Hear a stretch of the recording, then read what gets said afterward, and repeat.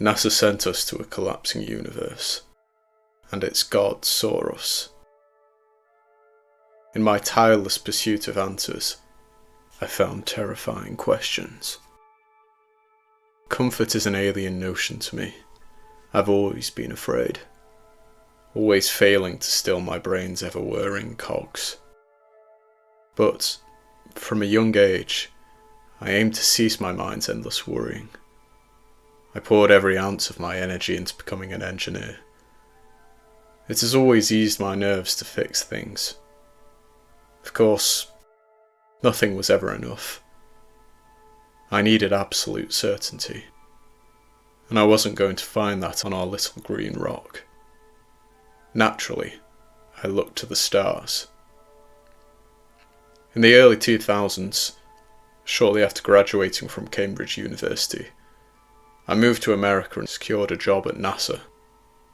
I wanted to be part of something bigger than me, an organisation focused on exploring the deepest crevices of the universe. The date was January the 2nd, 2023. It was a day unlike any other. The office was filled with the excitable chatter of my colleagues, folk who, typically, would have their heads silently buried in paperwork. The air on this particular day, however, was filled with a jittery, magnetic energy. "Connor, you'll never guess what just leaked," Adam eagerly said, motioning for me to follow. I shrugged and walked with my friend after the office. "What's happening?" I asked. "You're going to lose your mind," my colleague replied. We made our way into one of the compound's main facilities, a building which housed NASA's assembly line of rockets. I had a hunch that Adam's exciting news might be related to DM-50, the dozen-minus rocket. After all, the bulky vessel was nearing completion. No low-level employees had been given any inkling as to what purpose the spacecraft would serve. My colleague and I rounded the corner of the vessel, and we found Dr. Stanley Jacobs talking to a few physicists. He was a greying, pale-faced fellow with chapped skin, the sort of man who had physically aged beyond his years. He could have been 64 or 46. The weary-faced gentleman groaned at the sight of Adam, but my friend didn't care. He was fixated on the screen behind the physicist. It depicted various graphs and charts, a foreign language to me. Everybody's been biting Stanley's ear off after he mistakenly forwarded an email to Jenny in accounting. Last year, Jacobs discovered an anomaly at the edge of our galaxy, Adam gleefully whispered. An unidentified phenomenon that vaguely resembles a black hole, though its physical makeup is unlike anything previously discovered in human history. And NASA has been intercepting frequencies from the other side. Using telescopic data, they've created musical tones which sound like, well, who knows? Storms on unseen planets, forms of alien communication, parallel version of our reality. That's what they think it might be. This sounds like fiction, Adam. Why didn't we hear about this when Jacobs found the anomaly a year ago? I asked. My colleague shrugged. You know what the media's like. This could be huge, or it could be nothing. But Dr. Jacobs is suggesting that it might be a tear between universes. Hypothetically, I scoffed, though, secretly, my interest was piqued. Come on, Connor. You're always talking about the mysteries of the universe. Well, turns out that there's more than one universe, Adam said. And Frank heard that they're planning an expedition with the DM-50. I told you something big was happening. Why else would they have contracted Dozen Minus? It's unofficial, highly classified technology. My heartbeat started to quicken as I contemplated what my friend had said. Parallel universes, I thought. Could these distant worlds offer the answers I've always wanted? The small group of physicists eventually dispersed, and Adam nodded his head at Stanley. "Talk to him about the expedition, Connor. He didn't want anything to do with me. But this could be your shot to see space," my friend whispered, before walking away. "May I help?" Dr. Jacobs asked, overhearing us. Does the DM-50 expedition have any openings for engineers?"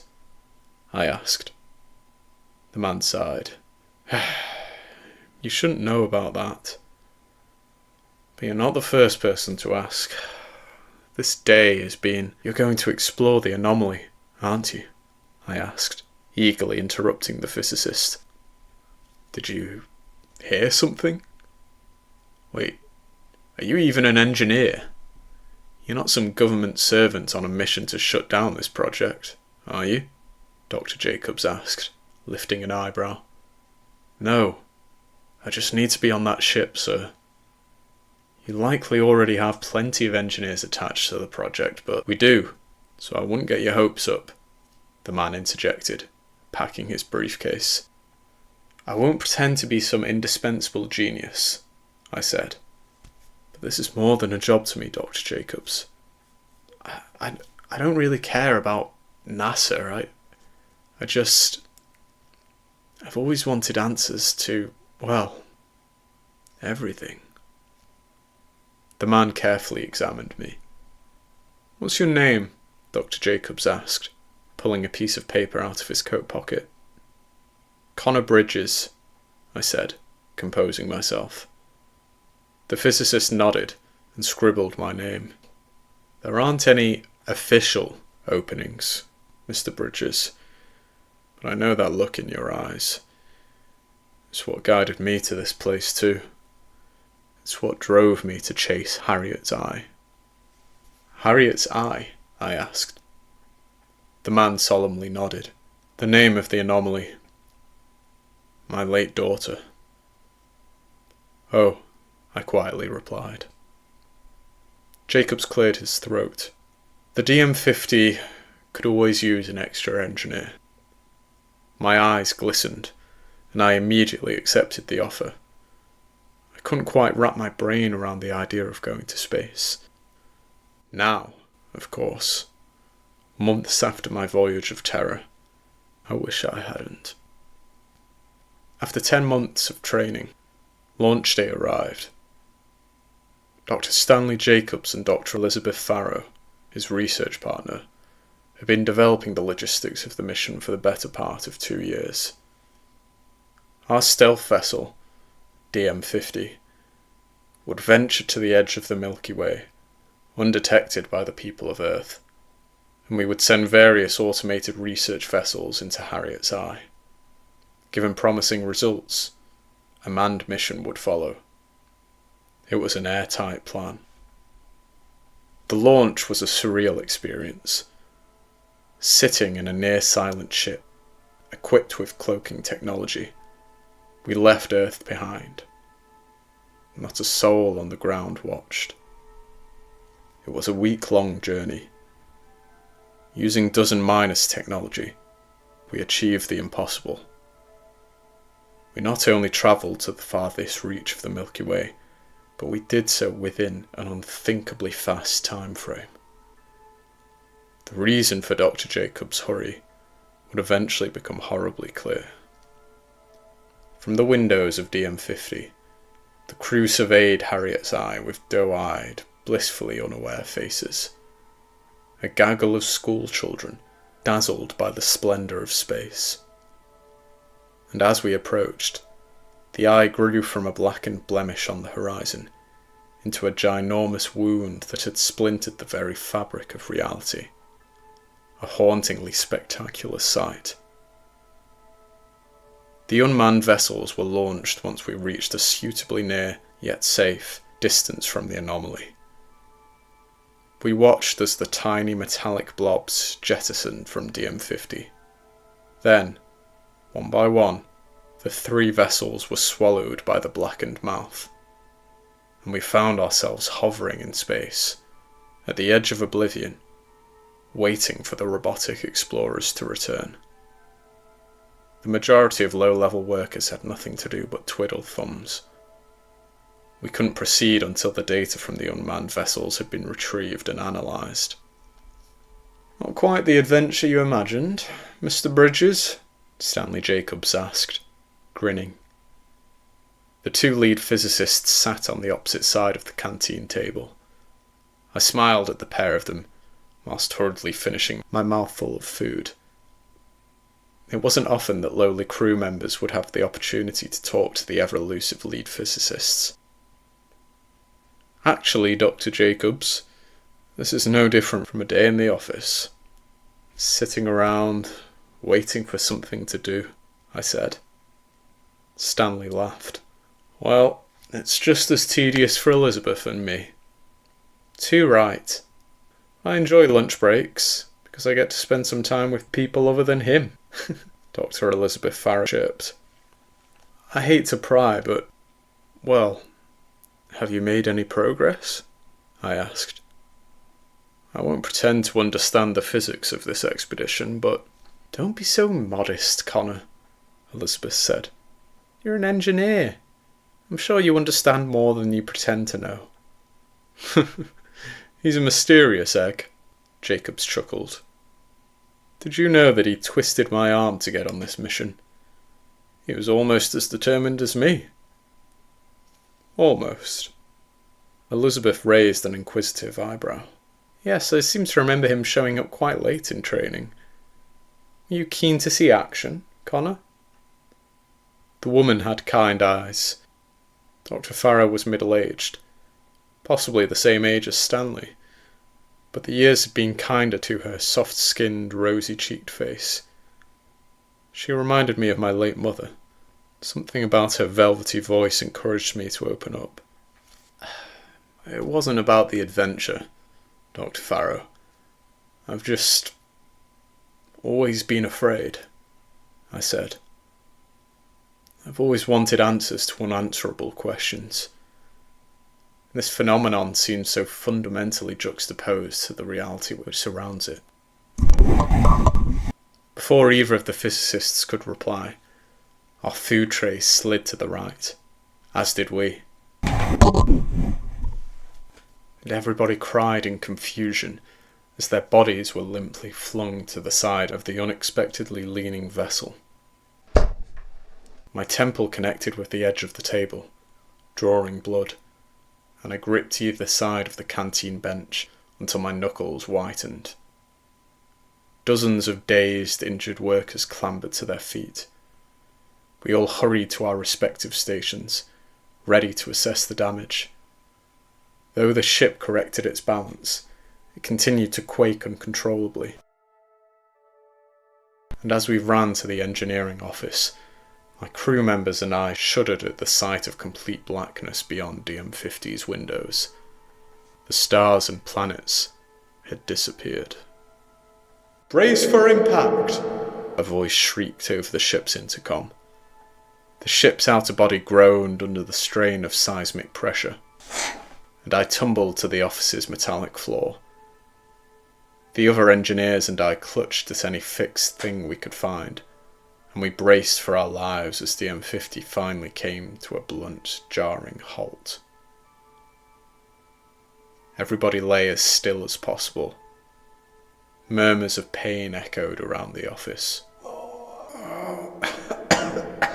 Light fixtures flicked unstably, and various alarms sounded in a calamitous cacophony. "All personnel report to the main bridge," a voice announced over the tannoy.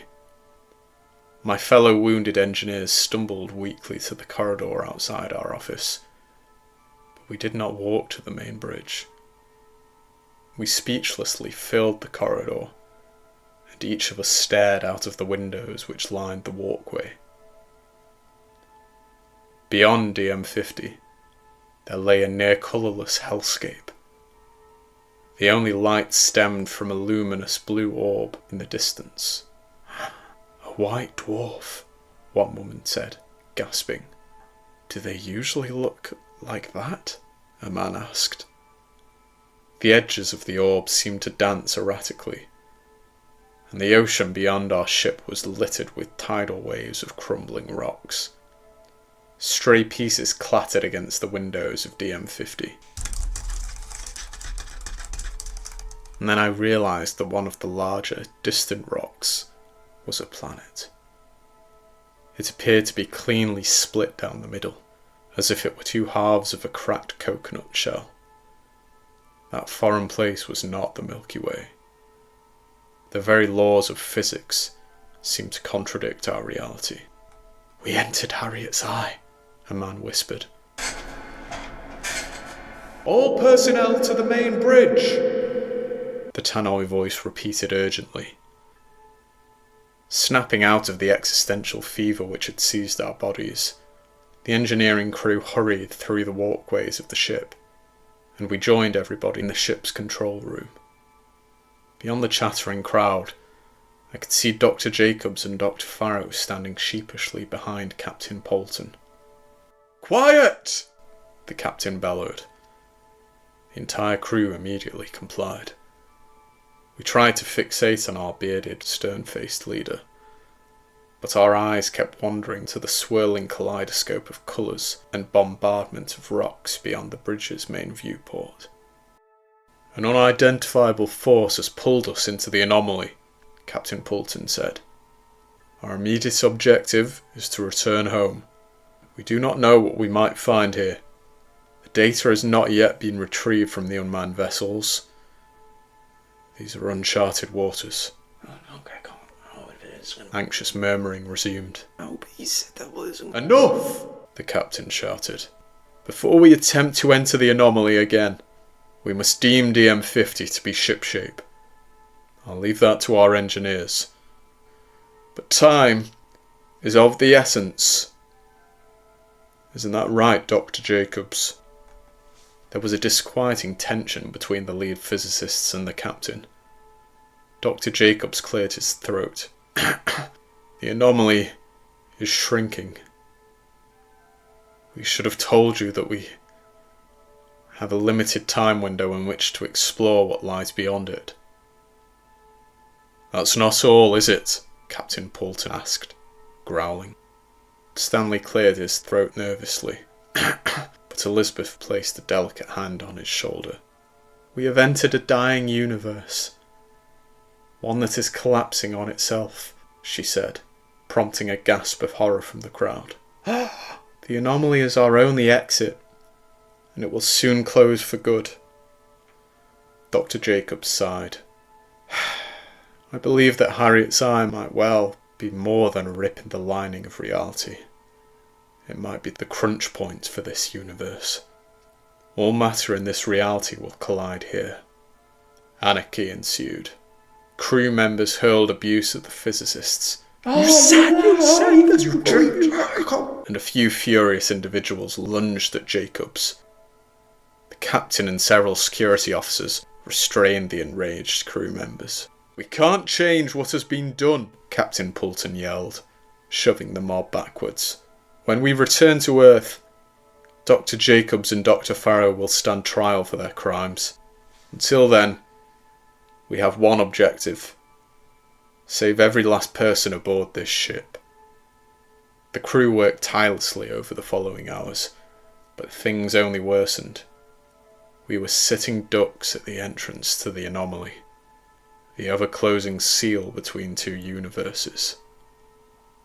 That became apparent as the ship's body began to wail painfully. The onslaught of rocks loudened against the metalwork and reinforced glass panes. DM-50 began to quake on a near-constant basis, and whenever I would glance out of the ship's windows, I became acutely aware of a burgeoning light in the distance. The sinister swirling glow of 1,000,000,000,000 galaxies converging. The incoming flurry of long-dead planets and moons. The universe was collapsing, and we were at the epicenter.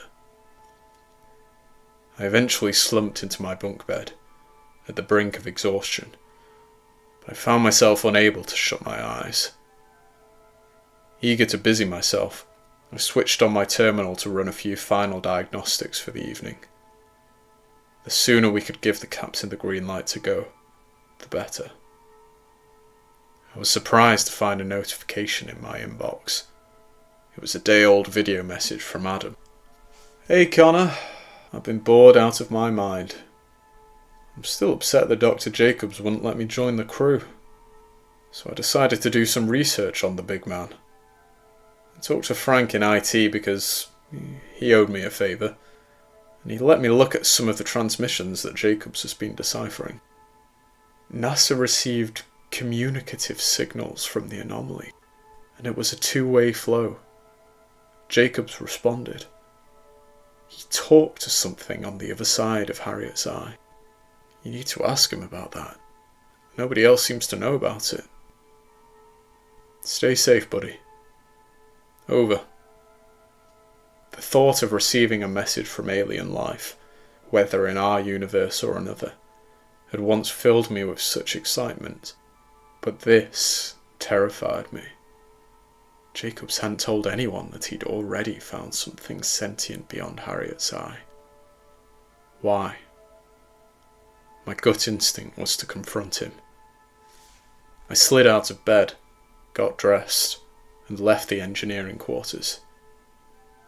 The ship was eerily quiet on my walk to the main laboratory, other than the roar of space debris, which had become a form of white noise. As expected, I found Dr. Jacobs hunched over his desk and busying himself with work. The white glow of a laptop screen illuminated the man's gaunt, possessed face. He hardly looked human. "Why didn't you tell us that the eye was closing?" I asked. "The expedition would never have been greenlit," Dr. Jacobs muttered, without looking up. "Good," I said. "We never would have faced such horror." Dr. Jacobs removed his glasses and eyed me with disappointment. "What happened to that young man who wanted answers?" "We're not going to get any answers here," I said. "Certainly not about that thing you heard in the darkness."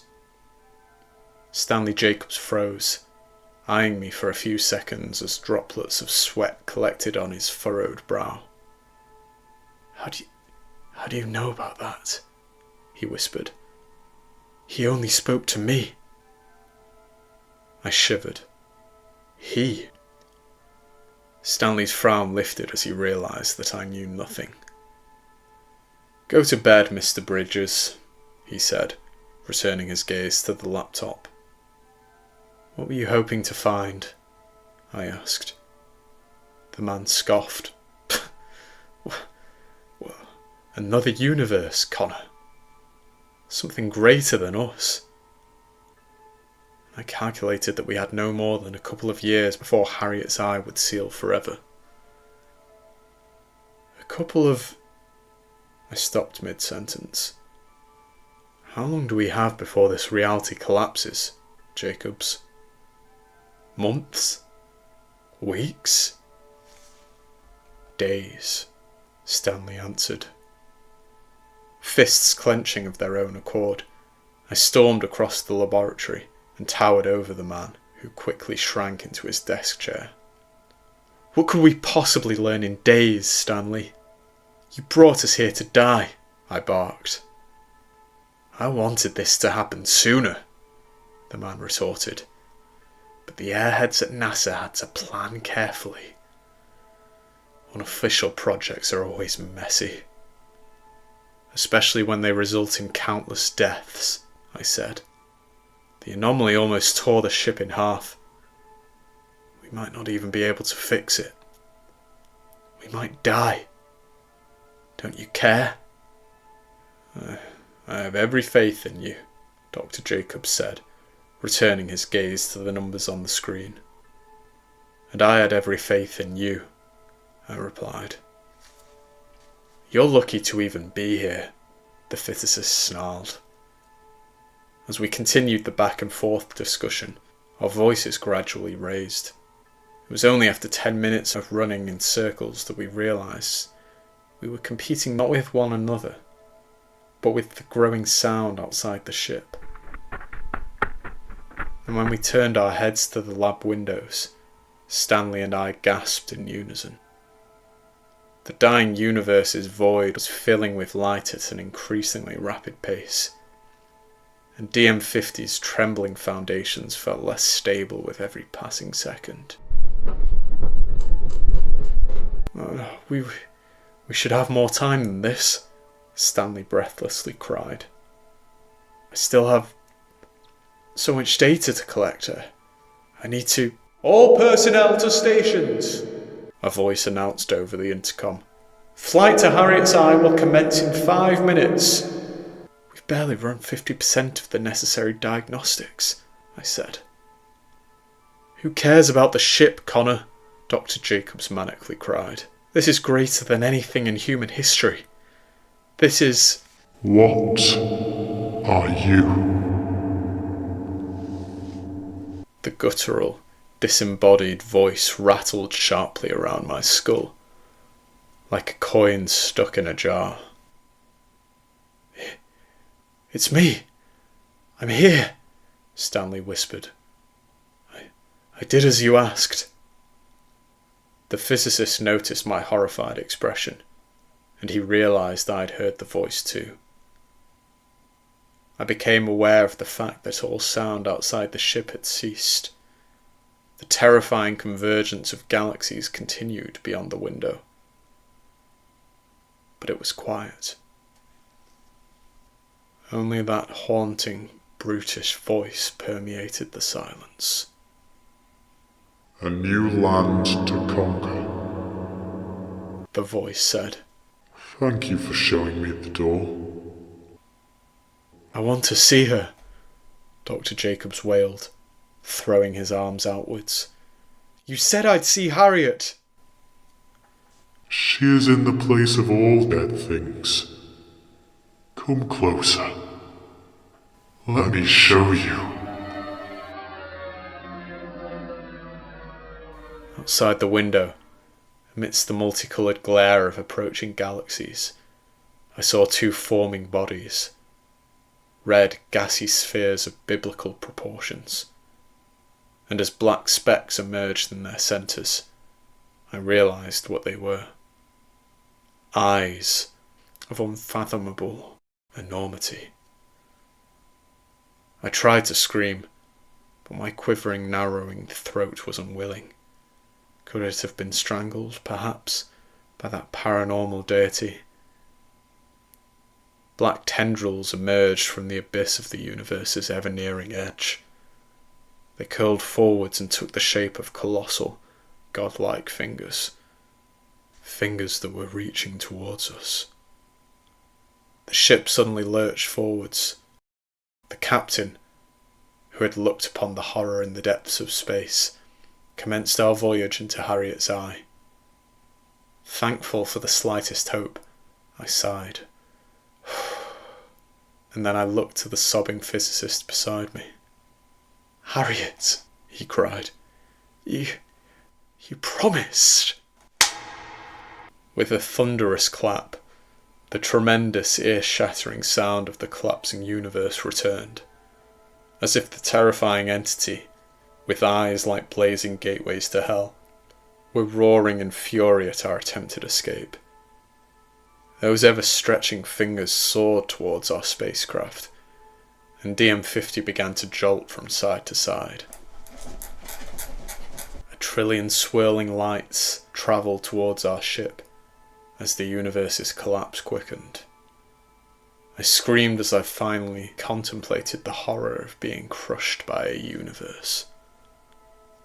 But then the pulling began. The pull of the shriveled, near-closed anomaly. Blackness began to envelop our ship. We were entering Harriet's Eye. As Stanley and I steadied ourselves against a nearby desk, I closed my eyes and thought of home, the little green rock that I had shunned for my entire life. In that moment, it was the only thing I wanted. Following an explosion of sound, everything stopped. All noise, all movement. and when I opened my eyes, we were surrounded by life. We had returned to our universe. There were bright, burning stars in the distance, fully formed planets, serene tides of space that gladly carried us home. A long, quiet journey home. I rushed to the lab window to eye the fading anomaly. Did it close, or simply fade from view?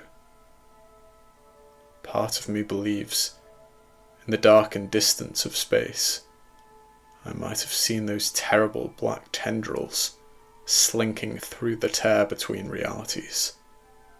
The hand of a god fleeing its dying universe to claim ours.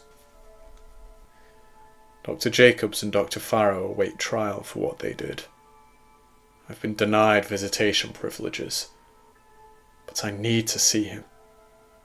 I need to understand the last thing he said to me. It lives.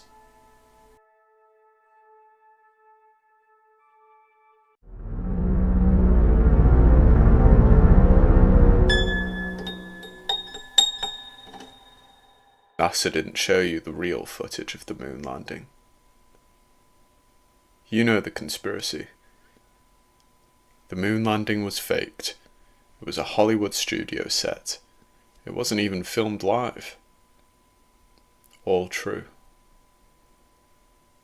Knowing that the televised broadcast was an elaborate ruse, you might feel vindicated. However, I wouldn't smugly don that tinfoil hat. The 1969 broadcast was fabricated because the real moon landing uncovered unworldly horrors. In 1992, as a fresh-faced NASA employee, I was initiated in the same way as everyone else. They told us that the iconic moon broadcast had been a hoax. I felt pity for Aldrin, Armstrong and Collins.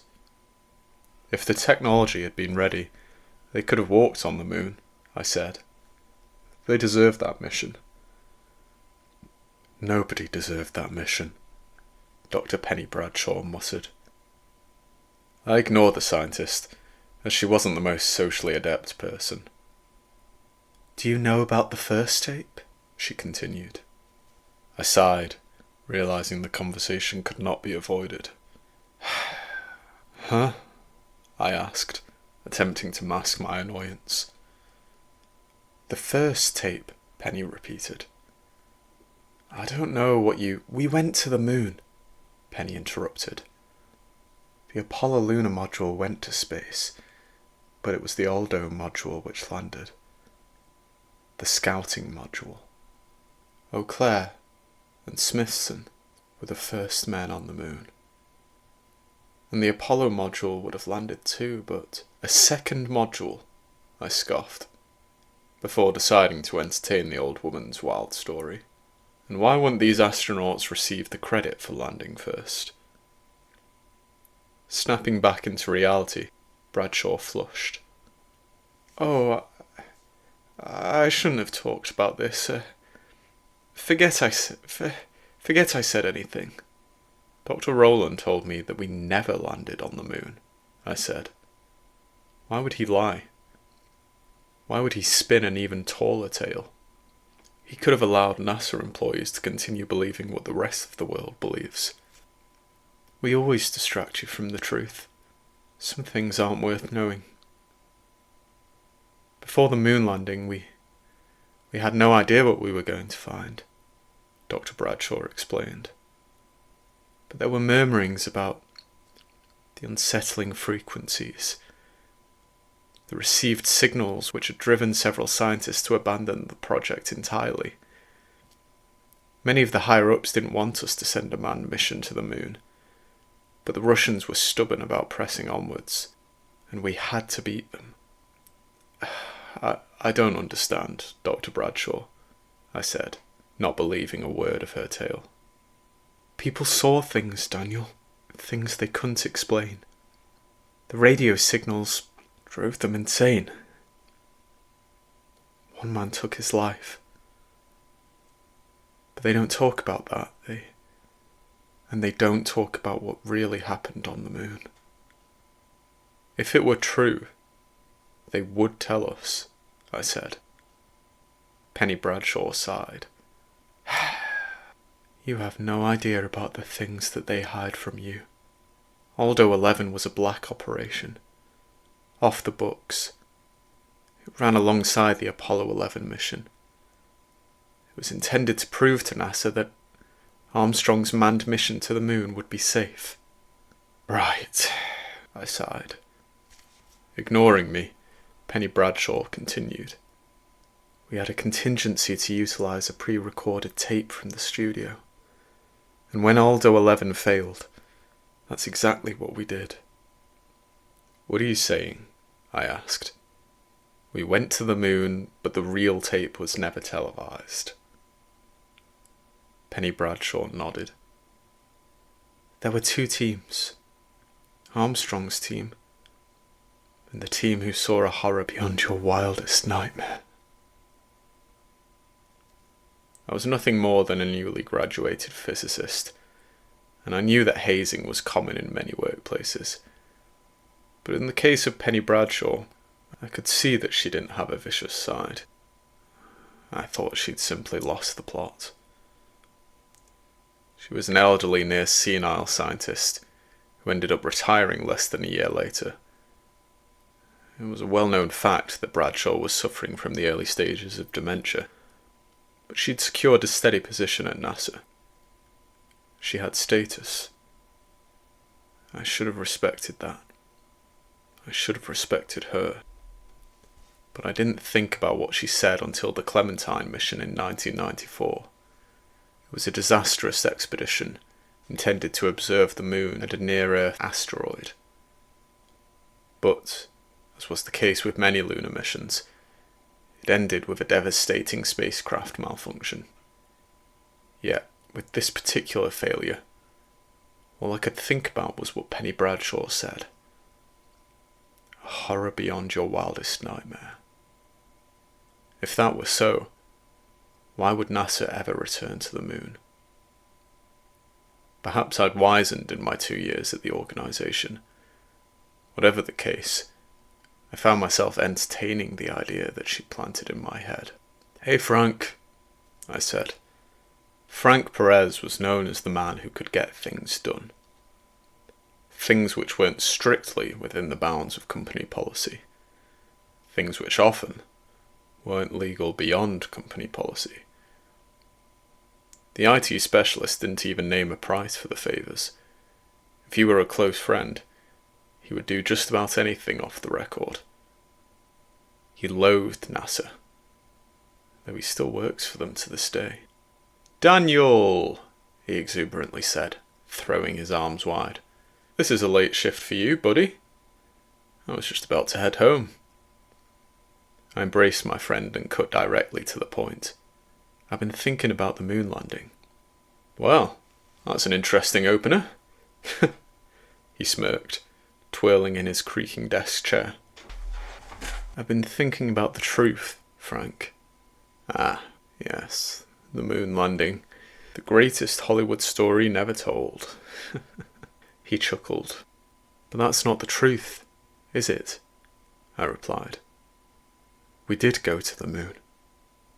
They just didn't show us what really happened. The squeaking of Frank's desk chair ceased, and he twisted to face me. Did somebody tell you something, Daniel? He asked. I nodded. Frank sighed. And what makes you think I'd know anything about that? I'm just a lowly, nice try. You always know everything, I interjected, grinning. My friend smiled. I do like that reputation. Of course, that doesn't mean I should know the things I know, just as you shouldn't. Is it true? I asked. They double bluffed us. Frank nodded. When we started working here, why did they tell us that they faked the moon landing? I asked. Why are they so determined to bury the truth of the astronauts who really walked on the moon? They fed us a phony secret to keep our eyes off the real one, Frank answered. It's the sort of manoeuvre I would expect from the conniving worms on the board, of course. But I fix their computers, Danny. And their security is abysmal. I've seen their secrets. They may know a lot about physics, but I know more about the hardware that runs this place. What did you see, Frank? I asked. The man shiftily cast his gaze from left to right, ensuring that everyone in the office had gone home for the night. Then, he beckoned me closer. The real 1969 tape, he said. Though I knew nothing at that moment, the whispery tone of his voice iced my body. What footage did you find on it? I asked. Frank's eyes grew distant. He patted a desk chair beside him, and I sat down. I have the file, Daniel. I shouldn't, but I do. And I'll show you, he said, starting to type. But the contents of that tape change you. I shivered, but my lips moved of their own volition. Show me, I said. Frank nodded, having already entered Prism into the Explorer's search bar. One final thing. He paused, hovering the cursor over a file entitled 011 tape. Come on, Frank, I said. It's okay, I know what. You don't know anything, my friend interrupted. And you'll know even less after seeing this. It will corrupt your dreams for nights to come. After I saw the footage, I had visions, Daniel. Awful visions. I made it through the ordeal, but I don't know what happened to me. The same thing that is reported to happen to anyone who watches it. I rolled my eyes. Frank, you watch too many films. You may be a man of science, Daniel, but in 10 minutes, you won't be. There are various classified documents concerning this tape. Reports detail the thing that Eau Claire's team found, and even 30 years later, they still don't understand it. Nightmares, hallucinations. Okay. I'm ready, Frank. This is an opportunity to witness an immense moment in human history. The true tape is something few people have ever seen. I won't let this opportunity pass, I said. But, Frank started. You survived it, I interrupted. I'll be fine. I'm willing to take the risk, Frank. Curiosity always gets the best of me. I don't believe that a tape causes hallucinations or feverish dreams.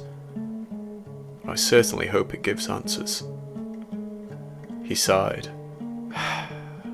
Some questions don't have answers, Daniel. Nevertheless, Frank Perez clicked on the file, and the tape began to play in a small window. The video contained grainy, blurred footage of a metallic ladder leading towards a rocky, cavernous surface.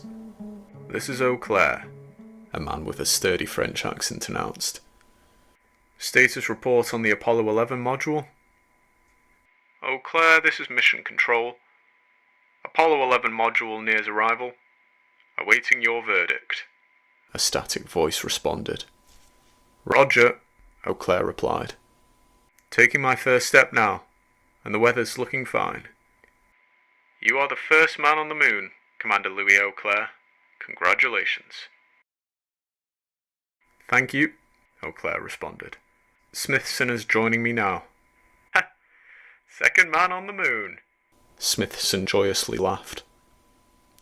The pair floated aimlessly for a few minutes, revelling in the truth that they were the first two men on the moon.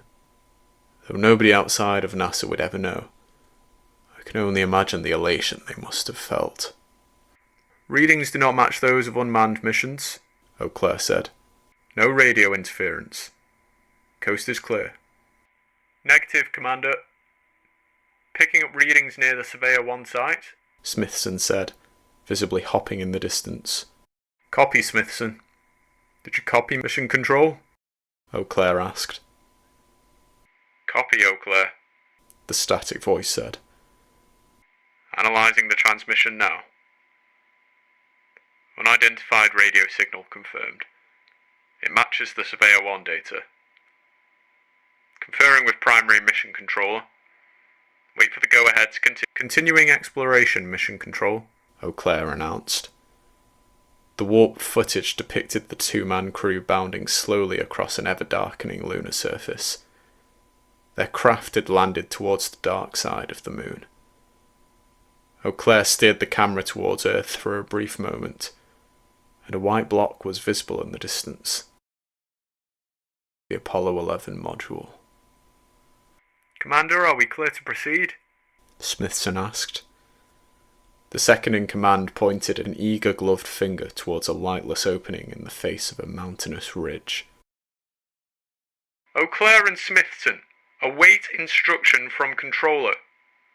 We have not cleared you to keep... I won't go home without seeing what's in there, sir, Eau Claire interrupted. Smithson, we're heading into the cave. You must immediately return to your ship, and crew. A new voice growled in intermittent bursts from mission control. That's an order. The new man sounded much sterner than the first, but the transmission was so choppy that he was barely intelligible. Eau Claire took advantage of that situation. Did not copy your last two messages, mission control, Eau Claire said, hopping ever forwards. Entering the crater. Commander Eau Claire and Smithson soared into the blackened mouth of the cabin. Dim lights, fitted to their suits, guided the way, but the camera's footage seemed to deteriorate with every passing second. Do you hear that? Frank asked me. I'd been so immersed in the recording that I'd hardly noticed my friend and I were sitting in a dark, empty office. I truly believed myself to be on the moon with Eau Claire and Smithson. But I heard it. The crackling? I asked. Frank nodded. That's interference from the radio signal. What is this signal that they keep mentioning? I asked. Frank's face turned pale, but he didn't respond. He simply nodded his head at the footage of the astronauts. They were floating through a narrow, lightless underground tunnel. Commander Eau Claire, do you see that? Smithson shouted. The commander gently sprang towards his friend, and the camera revealed a domed room. Oddly smooth walls enclosed the tiny space. It all looked manufactured somehow. Unnatural. What is that? Eau Claire whispered, as the two astronauts swam towards the centre of the room. I realised that the light was no longer coming from the astronauts.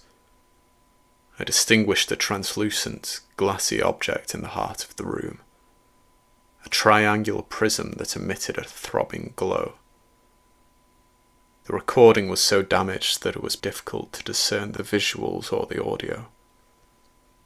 And yet, something about that object was crystal clear. It was immeasurably vibrant, distinct from its surroundings. This is the source of the signal, Smithson excitedly said. I told you we were right to land here. Excellent work, Smithson, Eau Claire said. Mission Control, do you copy? Aldo 11 crew, do you receive this transmission? Return to your module now, the static voice repeated. Roger. We lost you for a minute there, Eau Claire lied. It's beautiful, isn't it, Smithson? We'll go down in history for discovering this. Smithson didn't respond. Smithson? Eau Claire repeated. The unresponsive astronauts hovered before the prism. transfixed by the living light it cast from its invisible innards. "Smithson, we're going to return to the module. Do you copy?" Eau Claire asked. "They might still allow the Apollo 11 mission. We've proven that there is no danger here." "I didn't used to understand," Smithson whimpered, seemingly oblivious to his commander's presence. "Oh, but I do now." Eau Claire glided closer, steadily filming the bright object. The audio interference increased in severity. "Smithson, are you okay?" Eau Claire asked. "Aldo 11 crew, return to your lunar module," Mission Control repeated. And then something happened which, to this day, I have not been able to rationalize. The Prism's front face reflected something I recognized. A man standing beside Commander Eau Claire. My dead father. I exclaimed in horror, and the tape froze. What is this?" I asked, panting heavily. But Frank, much like Smithson, didn't hear anything outside of his own head. I'm sorry, Amelia. I'm so sorry."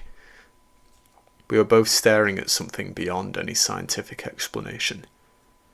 In a tape, filmed on the moon, I saw my father. That tall, terrifying man from my childhood. A malignant man. A man who somehow eyed me from the Prism's surface. I had long suppressed the memory of what father did to me. The merciless beatings. The night on which he tried to kill my mother. My 10th birthday. But as his bulky black eyes bore into my soul, that painful prism provided clarity that I had never wanted, never needed. It reminded me of how I saved my mother. It revealed the knife in my hand, the blood staining the serrated edge after I sliced my father's throat. I had to do it, I convinced myself, eyes swelling with fearful tears. Then, the Prism tape unfroze. "Smith!" Eau Claire gasped. The camera was no longer in his hands. It floated in the cavern, and as it slowly rotated, the angle captured Smithson repeatedly pummeling his commander's body against the rocky wall. The deranged astronaut fumbled for the clasp beneath Eau Claire's helmet. "No!" Eau Claire screamed, futilely resisting the stronger man. The helmet released. Eau Claire seized in agony for a dozen seconds before losing consciousness, and Smithson stiffly watched his friend motionlessly float before him. It sounded as if he might have been crying. Was he still in there? Did he feel remorse? It was impossible to ascertain what happened. As for Eau Claire's unsheltered head, the footage was, thankfully, too distorted to display the detailed horror of his oxygen starvation. The tape ended. The prism vanished. But on the glassy surface of Frank's monitor, barely discernible against the desktop background, the reflection of my father remained. I tried to move. I tried to face Frank. The spectral father grew in the screen's reflection, and his face smoothed before caving inwards, transforming him into an eyeless entity. Following clarity, there was distortion. The prism had shifted its focus, and we were slaves to its perspective. Using all of my might, I managed to snap my neck free of its paralysis, and I turned to see wide eyes on my friend's face. "It was only supposed to be a dream," he he whispered breathlessly. The fluorescent light burst above our heads, and we were plunged into darkness. However, unexpectedly regaining control of our limbs, Frank and I fell from our chairs.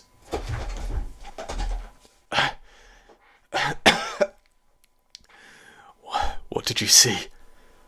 Frank asked, panting. "My father," I whispered, "and he's disappointed," a voice hissed. I twisted my head to see my father, a man whose frame scraped the ceiling tiles.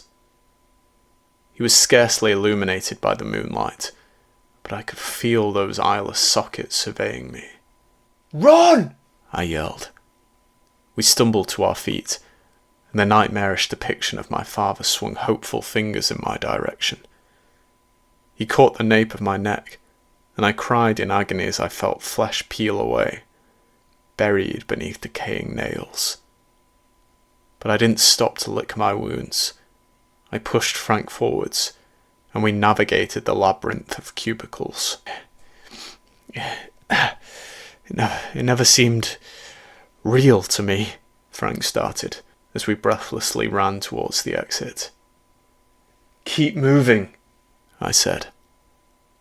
I didn't dare look back, but I heard furnishings and office equipment crumble beneath the boundless limbs of my malformed father. The prism preyed on my darkest thoughts.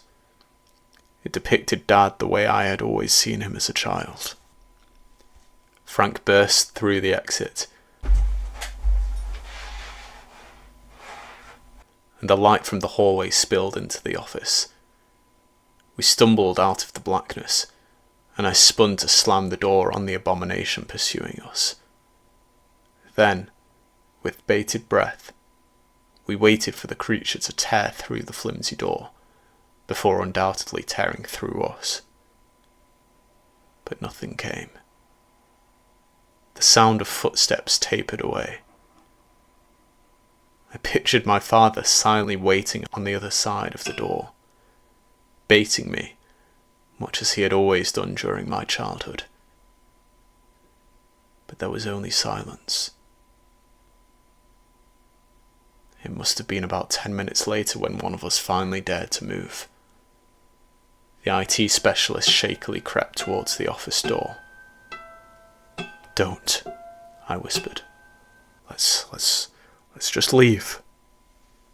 Frank shook his head. "We have to be sure, Daniel." The man threw the door open, and he flicked on the main lights. They illuminated an empty office space. My father was gone. "She's not here," Frank whispered, wiping tears from his face. "Who isn't here?" I asked. "I saw her when I first watched the tape. Amelia. My Amelia. She was my wife," Frank explained. "After watching the tape, I saw her in my dreams. I had nightmarish hallucinations too.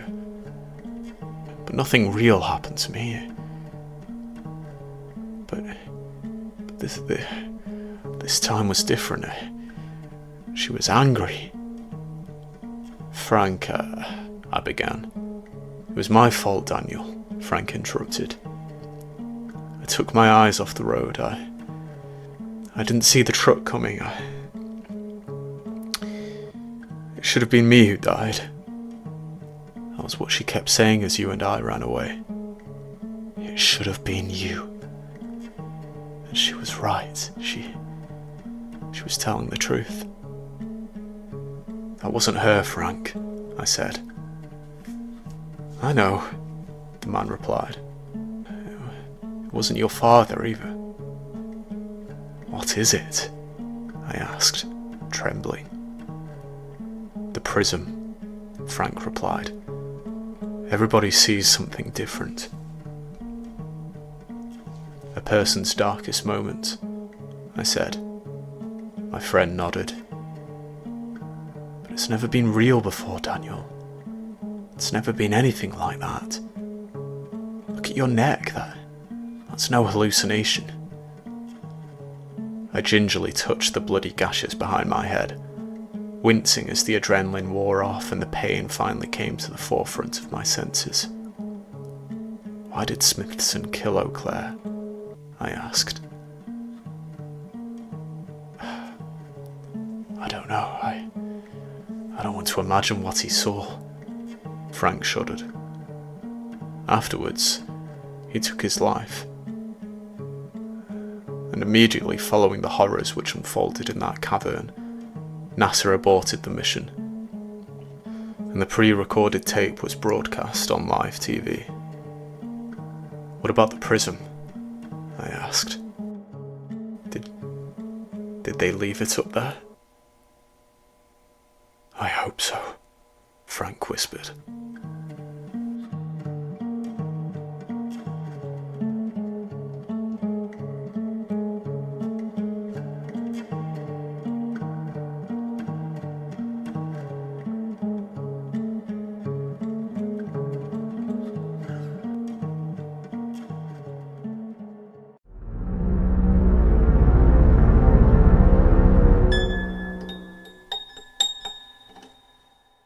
I'm a scientist who digitally simulated the Big Bang, and I saw our universe's future. Dozen minus is the convergence point for every elite physicist and computer scientist on the planet. It is advantageous to be qualified in both disciplines, given that the agency prides excellence above all things. As a result, I flourished. After years of studying, I became a qualified physicist and a qualified computer scientist. And yet, during my studies, I scarcely learned anything. At dozen minus, on the other hand, I unearthed complex truths beyond even the most taxing university course. Truths better left buried. Things we aren't meant to know about reality. This unofficial organisation accepts nothing less than perfection. We must excel physically, mentally, and even spiritually. Long ago, I doubted the existence of a plane beyond the tactile realm. Today, however, I saw something which left me without a shred of scepticism. I should have feared the brutality of dozen minus. Our monstrous overlords value mankind's progression above mankind itself. They don't care about you. They don't even care about the geniuses who make their dreams happen. We are expendable. Commodities measured by profitability. Nothing more and nothing less. Over the years, I turned a blind eye to this organisation's transgressions. How does one demand accountability of the most powerful agency on Earth? That thought always quelled my desire to do something about it. I thought of space missions gone awry, whistleblowers smothered in the night, inventions that killed their creators. I am the latest casualty that this company has left in its wake. I should have resisted this oppressive organisation sooner. Karma has come for me. Before its connection to a strange sitcom, the Big Bang referred solely to reality's conception. The universe is birthed from a springboard of astronomical energy density. In the public sphere of science, there is so little that humans know about the universe. In the hidden laboratories of dozen minus, however, there is very little that we don't know about the universe. Alongside many employees of this vast company, I studied the science of reality's formation. I studied so fastidiously, in fact, that I managed to build the impossible. A replica of our universe. Marrying programming fluency with my knowledge of reality's physical properties, I successfully recreated our universe in a digital simulation. It took 10 painful years, and it wasn't about building every last atom. I only needed to spark an identical Big Bang. Cause and effect did the rest. The implications of this simulation should not be understated. think about what I just claimed. I have proven the philosophical doctrine of determinism. All events have an external cause, and there is no free will. Not for us, at least.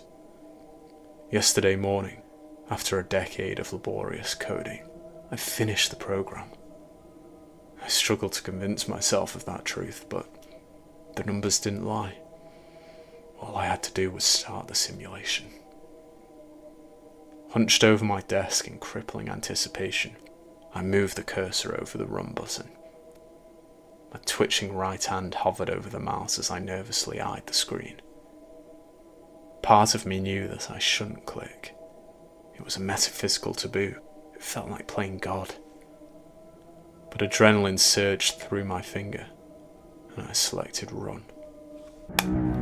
My monitor revealed a blinding burst of light. Every pixel on my screen caught fire, and the rate of growth, even at a slow simulation speed, was unfathomably fast.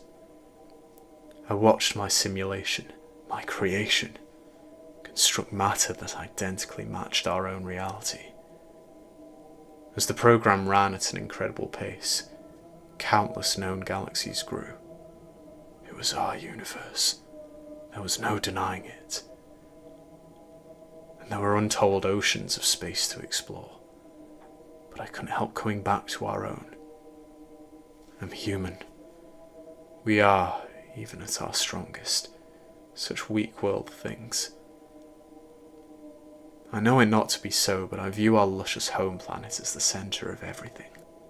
And on that exhilarating morning, I couldn't help but eagerly focus on the formation of the Milky Way. I sped through the simulation, and exuberant tears collected in my eyes. The solar system emerged in a display of indescribable splendour. Board members had been insistent on the inclusion of a visual component to my simulation. I'd been neutral to the idea. However, as I watched Earth morph from an inhospitable rock to the home of a thriving ecosystem, I realised that management finally got something right. No, you got something right, Cooper, I reminded myself. It is time, Stefan Blom announced. The Swedish-born director of Dozen Minus is a figure that few ever see, or ever meet for that matter. He is an abrasive man, a stoic statue who might have been respected if it weren't for his lack of empathy.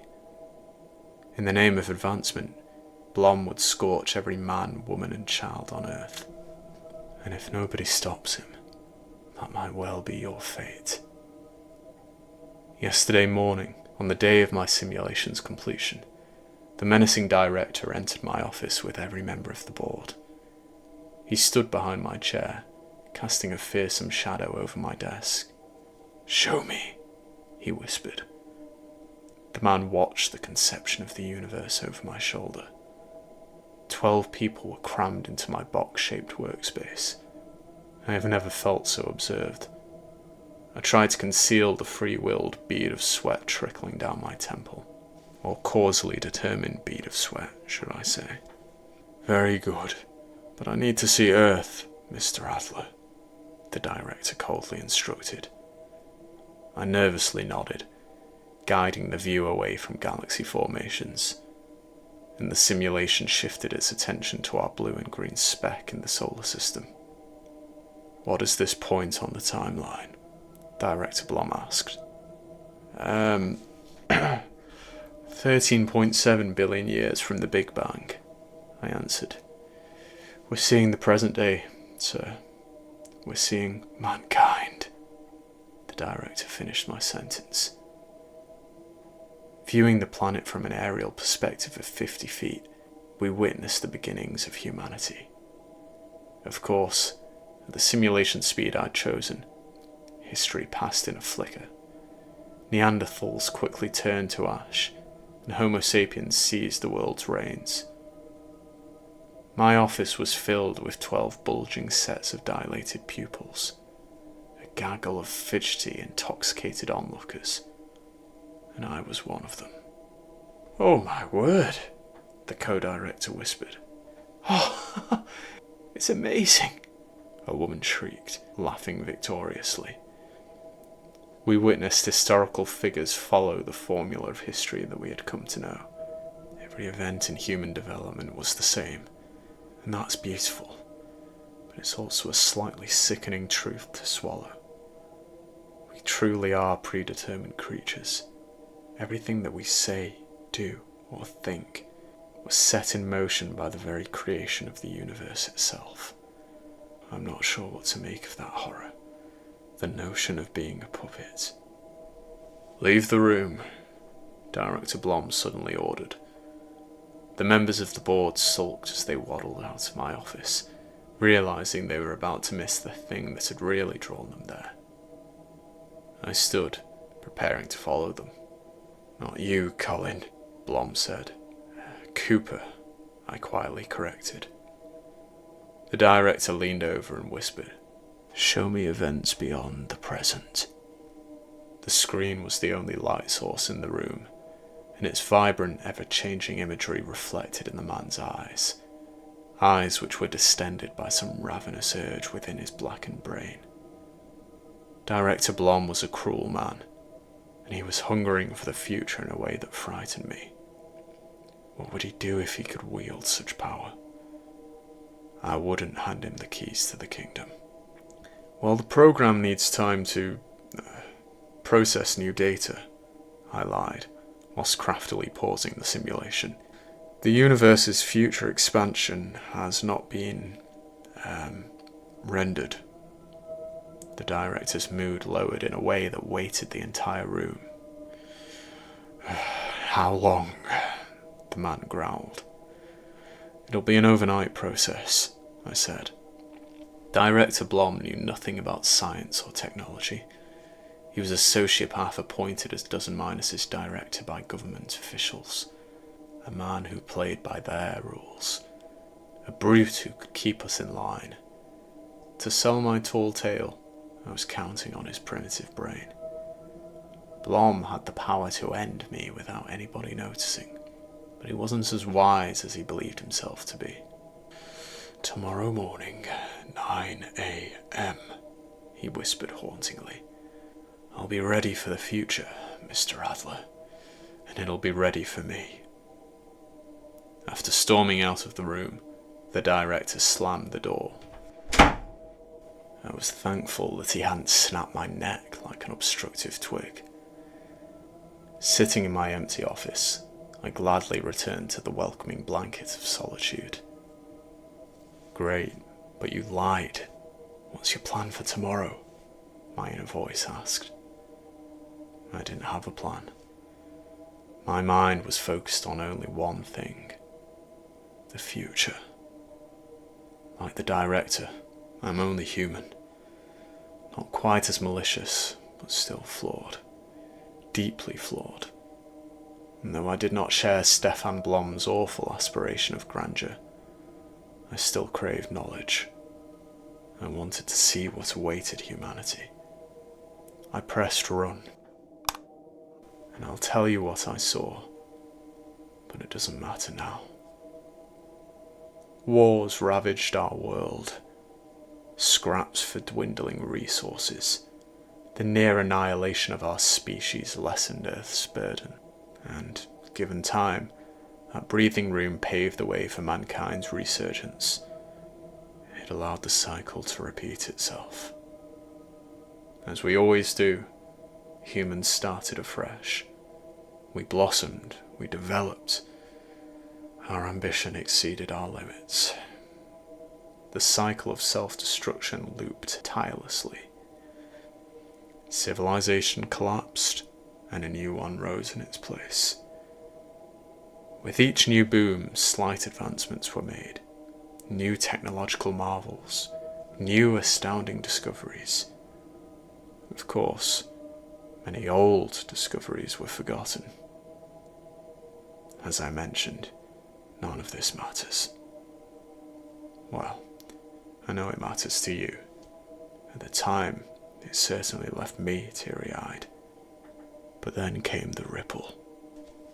Midway through the 1000th simulated future war, The imagery on my monitor corrugated. A transparent wave of motion creased the colours on the screen, as if a heat wave of immeasurable enormity was sweeping across the simulation of Earth. However, none of the program's data indicated any simulated events, and mankind remained oblivious to the rippling anomaly which spanned my screen. It wasn't part of the simulation. It was detached from my digital universe. "What are you?"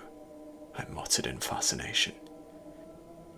As if responding, the ripple slowed. I gawped at the wrinkling pixels which gradually formed an all-consuming sea of darkness. I tried to interact with the simulation, but I found that I could no longer control it. Without any input from me, it rewound to the present day. And then the newly opaque waves began to slice through the pixelated matter of my simulation.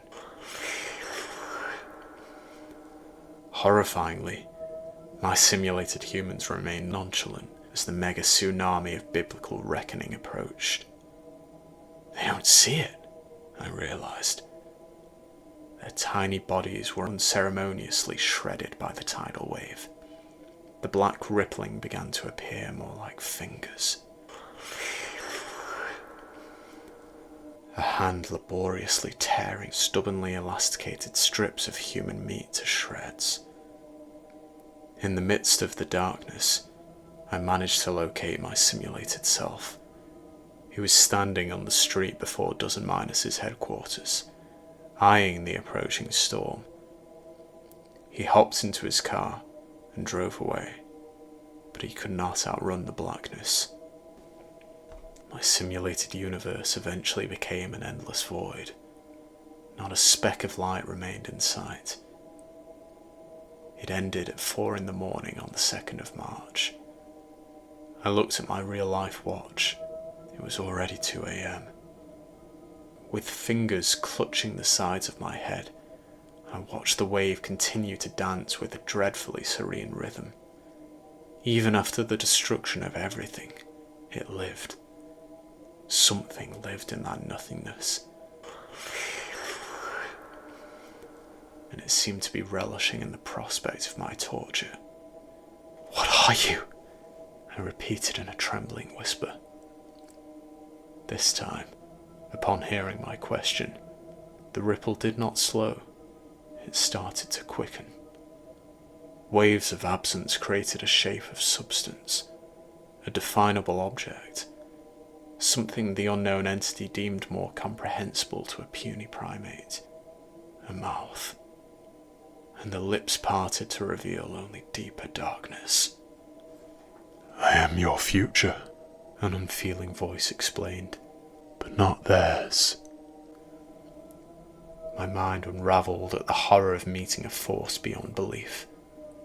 The ripple was an impossibility, a question, for once in my life, that I could not answer. "What do you mean?" I breathlessly asked.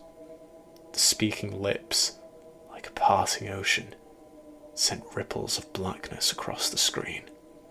"You have seen what should not be seen," the voice replied. I gasped, voice fearfully cracking. "I didn't change. I won't change anything. I just wanted to see." "You could not change anything," the voice whispered.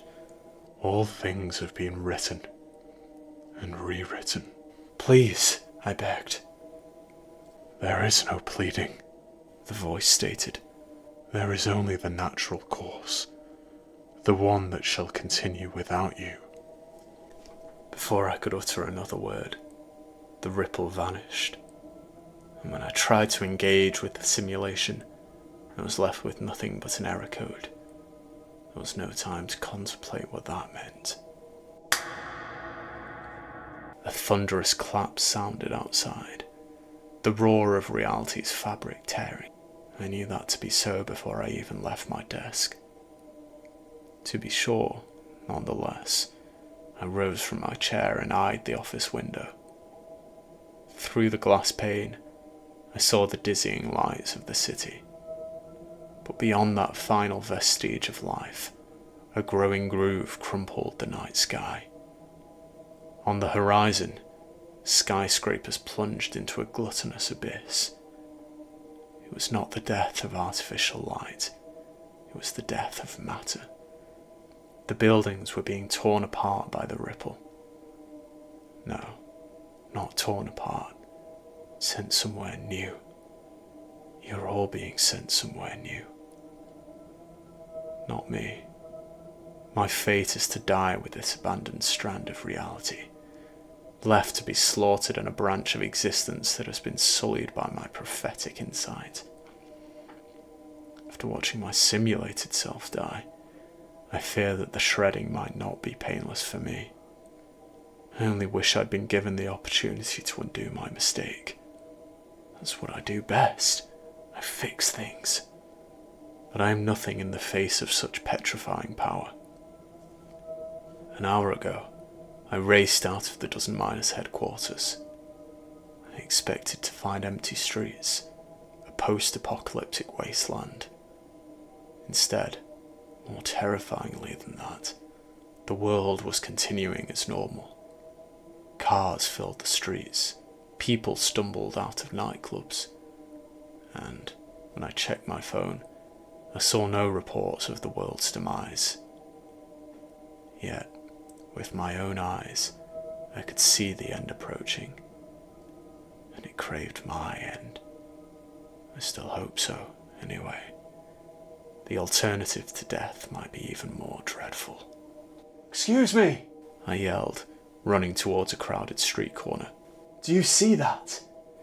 The group of drunken ravers turned to face me, a distressed middle-aged man pointing at the sky.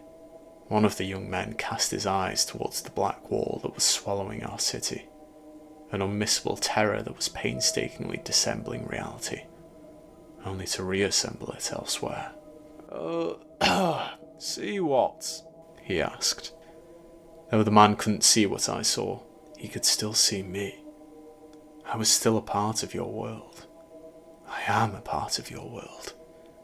It's a steady transition, a steady erasure. The shadow that's consuming everything, I whispered in terror. The man paused, before raising an eyebrow and laughing. Mate, I want what you're drinking, he slurred. His tipsy cronies laughed along, and I ran back to the Dozen Miners car park in despair. I hopped into my vehicle and drove away. I realised that I was copying the simulated version of myself, but I didn't care. I was merely happy to put the ripple in the rearview mirror. As I hurtled down the main road, I watched the blackness envelop the drunkards on the street corner. The merry group of people joined the shadowy wall, their bodies ripped from limb to limb in what appeared to be excruciating torture. And yet, not one of them cried in agony. They continued to drunkenly chuckle in a manner that almost felt sinister, uncanny. Their elongating bodies became shredded strands of pulled meat. There was something terrifying about seeing their stretching smiles seep into the endless oblivion. I thought of what the voice told me. I am your future, but not theirs. The ripple changed your timeline. Much like those drunken fools, you will soon enter a new reality, one with a different ending. You might as well forget my predictions. That future's dead. After leaving the city, I followed the motorway for half an hour. I drove until the creeping ripple was nothing but a slight blemish on the horizon. As I speak, I'm watching it approach from a grassy bank. This message is my last interaction with your reality. It may seem strange that I used my final hour in this way, but my cautionary story must be told. When we exceed nature's limits, it only seems logical that something unnatural should notice.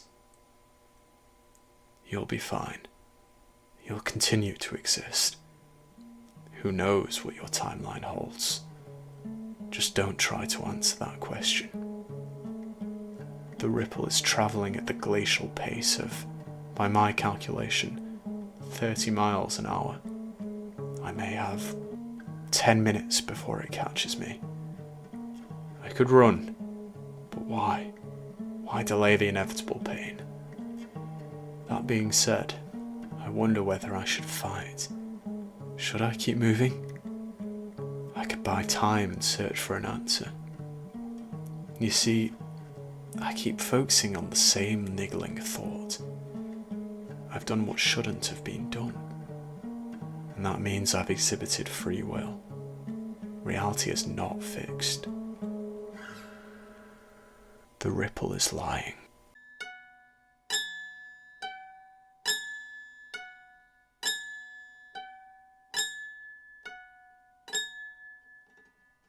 I don't know who returned from space, but they aren't the NASA astronauts we sent.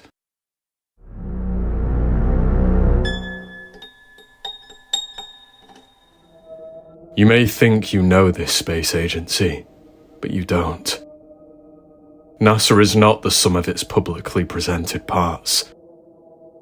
I'm not simply talking about classified research and development. I'm talking about the dozens of space programs veiled from prying eyes. Programs hidden even from many folk within the company. And when I was finally offered the privilege of peering behind the curtain, I found myself at the eye of an unprecedented storm. A disaster beyond the bounds of earthly horror. The GE-1 mission. Since the climax of the space race, a consensus has grown. A prevailing belief that NASA has abandoned the final frontier. It is, however, an absurd notion that the brightest minds of this agency no longer care about space's mysteries. The truth is that our best scientists decided, decades ago, to shield humanity from the hellish things we uncovered. Things lying in the pits of space that no light reaches. NASA projects featured in the media have low stakes. Even the International Space Station sits at the foot of this organisation's priorities. Significant expeditions are classified. The ones intended to catapult humanity towards the stars, for instance. The ones using spacecraft beyond what the average person deems possible with man-made technology. We are capable of things that would leave you awestruck.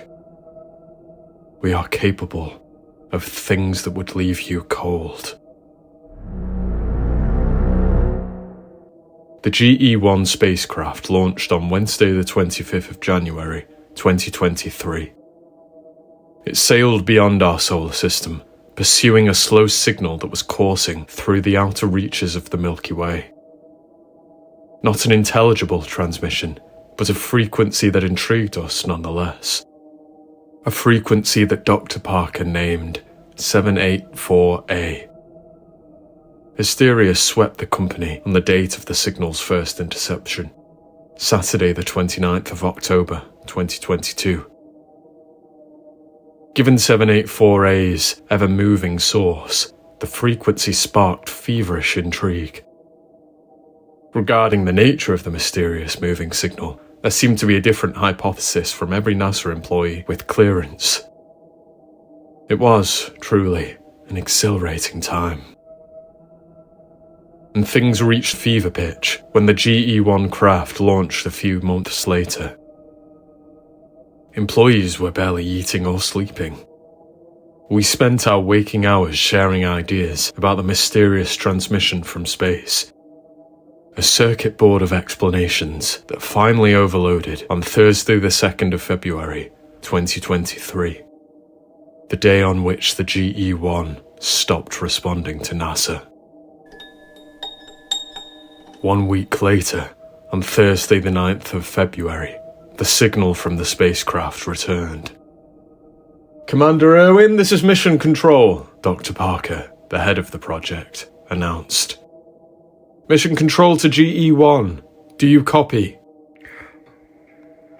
"Roger, Mission Control," Commander Tim Irwin responded. "We've been trying to reach you." "Roger, Commander. We lost contact with GE1 7 days ago. What happened? What is your status? Dr. Parker asked. All systems are fine, Mission Control, Irwin replied. Dr. Parker seemed flustered by the commander's nonchalant demeanour. The project leader clawed at his grey, thinning hair with tense fingers. The old man seemed to be carefully contemplating what he would say next. 7 days without contact, Commander. 7. GE1 disappeared at our end. Do you have a status report? Anything which might explain why we were unable to communicate with one another? Parker asked. Nothing, Mission Control, Irwin blankly replied. We reached the transmission point of the signal. There was nothing to be found. We have collected as much data as possible, requesting clearance to return home. They've got to know that you need it. Yeah, but no, it's over now. It's over now. Go. There were several minutes of nervous mumbling from various scientists and board members in the control room. Dr. Parker eventually leaned forwards, heavy breath beating against the microphone. He was trembling with a mixture of rage and confusion. Roger, Commander Irwin. You have clearance to return home, Parker croakily whispered. On a vessel traversing space at an unfathomable pace, the astronauts came back to Earth. The craft silently landed at an unofficial NASA site on Wednesday the 15th of February, 2023. The GE1 crew emerged, and the 3 dazed scientists were greeted by a small, applauding crowd.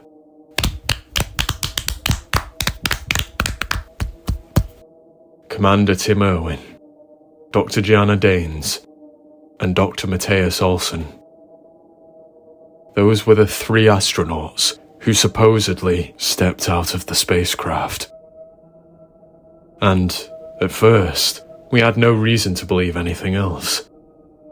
We recognized the 3 faces, the 3 voices, the 3 brilliant minds. However, it did not take long for people to notice slight oddities. Things that almost slipped through the cracks. I overheard something perplexing whilst Tim Irwin spoke to his wife, Melissa Irwin, in the break room. I love you, Melody, the astronaut said blankly. Melissa frowned, though she still managed to smile, awkwardly. Melody? Okay. Who on earth is Melody, eh? Who is she? I didn't intend to eavesdrop. I'd been helping myself to a drink.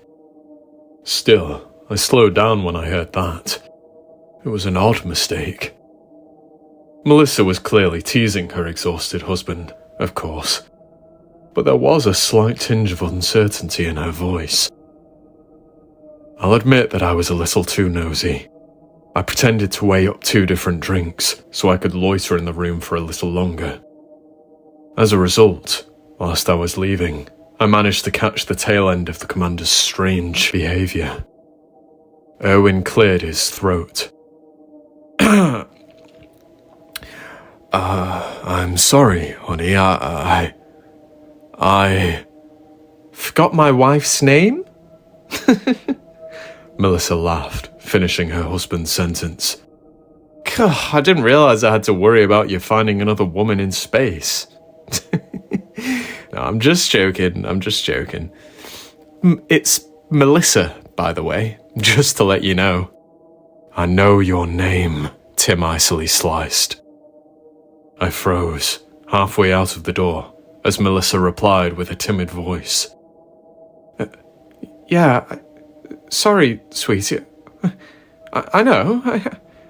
I told you I was only joking, she assured. Look, I understand.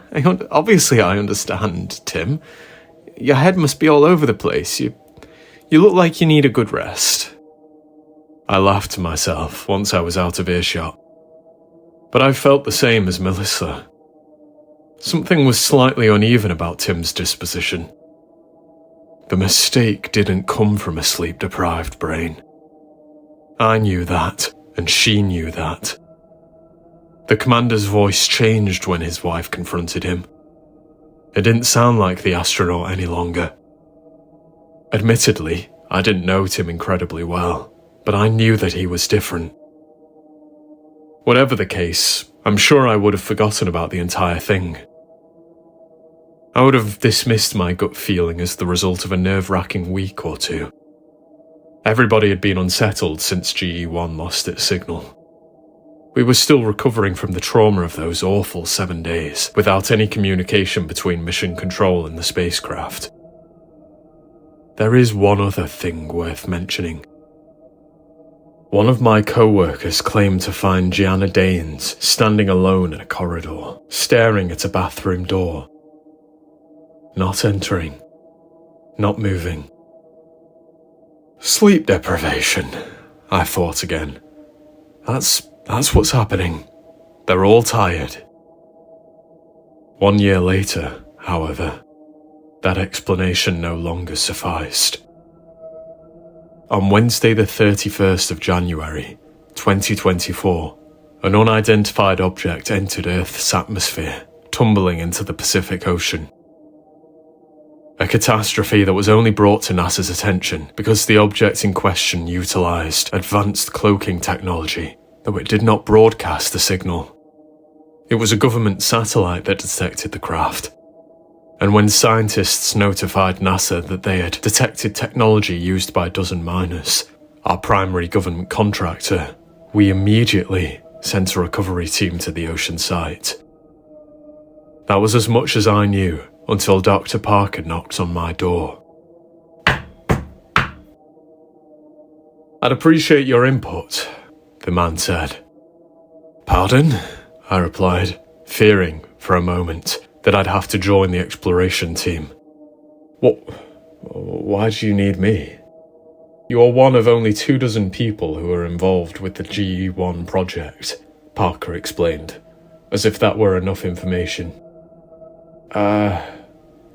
I don't understand. That project ended a year ago, I said. Dr. Parker's brow furrowed. Please come with me, Dr. Odell. After following the man to the control room, I learnt something which my brain, usually eager to embrace the unknown, wanted so desperately to unlearn. On the ocean floor, thousands of feet below the water's surface, NASA found the GE1 spacecraft. What? I gasped. We still don't know, Dr. Parker replied. I need your help. Why? I weakly asked. I don't understand any of this. The GE1 landed last year. It's currently sitting in a warehouse, isn't it? Yes, Dr. Parker nodded. But it's also sitting at the bottom of the Pacific Ocean, 3,000 miles off the east coast. My face whitened, and the man nodded, as if reading my thoughts. Take some time to process that. I'm still working on wrapping my head around it. After a minute or so, I finally summoned a question that I didn't find utterly foolish or uneducated. So, let me just check that I understand. It's the exact same spacecraft, identical in every way to the GE1 which landed last year, I asked. The project leader sighed. Well, yes, and no. I just want to know. I just want to know what you want from me. Why am I here, Dr. Parker? I asked. The recovery team has not explored the craft yet, the man replied. But they have conducted a preliminary exploration with an unmanned vessel called UV-7. It detected movement within the GE-1 craft. What the? I I started. Parker nodded, then continued. Yes, it is deeply unsettling, and none of us understand. And the room, as you might be able to see, is divided. Hence the passionate debate taking place. Some specialists think a living organism might be down there, but others think it might have been a dislodged piece of equipment underwater. After all, the UV-7 didn't transmit any biological information. So I suppose that brings us to your main question. Why are you here? Well, you're one of this organisation's leading biologists. Is that fair to say, Dr. Odell? I scoffed. Well, I specialise in cell and molecular biology. Don't you want a marine biologist, or... I'm sorry, I still don't understand. What is this? What have we even found here? Nothing, Parker said. That's my verdict, but Dr. Long disagrees. I mentioned your name to everybody in the room, and I'm hoping you'll help me. How? I asked. By proving what the UV-7 has already told us, the man answered. Whatever moved down there, it wasn't living. It wasn't organic in nature, unless a fish happened to... No, it couldn't have been. It just... As I said, the UV-7 would have detected a biological signal. So, I want you to tell all of them that there's nothing organic down there, Dr. Odell. Will you help me? Will you lend a keen eye? A keen mind? I agreed to offer my opinion. I shouldn't have done so, but I did. It would have been easy to ask Dr. Parker to choose someone else. Give someone else clearance.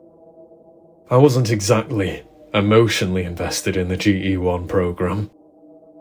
It had been a year since the astronauts supposedly returned, and we'd found nothing at the source of the 784A frequency. Since then, I'd moved on to bigger and better things. Of course, everything changed when Parker revealed that an identical version of the GE-1 spacecraft existed at the bottom of the ocean. It was something far more bewildering than anything I'd experienced during 13 years at NASA. I didn't have the discipline to turn around, to leave it all behind. I needed an answer to the unknown. 2 hours later, with no more than 20 people in the control room, we watched live footage of the submarine's dive towards the GE-1 crash site. The mission was a joint venture between NASA and a privately contracted company, with all participating crew members legally bound to an NDA. After all, they were about to explore a spacecraft which, in the public realm, did not exist. After the initial flurry of breathtaking aquatic species, it took another 2 torturous hours for the video feed to display anything other than blackness. The vessel descended into the depths of the ocean, the part untouched by sunlight. I thought about the similarities between that place and space. It seems ridiculous to me that we have ignored a frontier on our own planet before exploring the one beyond it. So much of the ocean remains uncharted. Eventually, the contractors found the wreckage, and 2 divers, each fitted with a camera, left the submarine to explore the vessel. When they rounded the battered nose of the spacecraft, Mission Control fell silent. We all saw it at the same time. The bold letters printed on the crumpled wreckage of the sunken craft, which was half buried in the black seabed. GE-1. Hearing about the discovery was one thing. Seeing it on a gargantuan screen was something else. Dr. Parker was no liar. I'd already known that, of course, but I still didn't believe him until I saw the footage for myself. An identical version of a NASA spaceship that was thousands of miles away. Breaching the airlock now, the lead diver, Barton, announced. Disturbed water swirled into a stream of bubbles, clouding the lens of Barton's camera as he used a piece of specialised drilling equipment. It was a long and arduous process, during which Mission Control only had a limited view of the spectacle through the camera of Lee, the second diver. "That'll do it," Barton's colleague said. The bubbles started to disperse as the drill ceased, and we watched the two explorers break the airlock's mechanism before pulling the hatch towards them. They revealed a void within the opening, and the lights on their headsets did very little to illuminate the innards of the craft. I sensed that the two men were apprehensive about entering the wreckage. They likely knew very little about NASA's GE-1 program.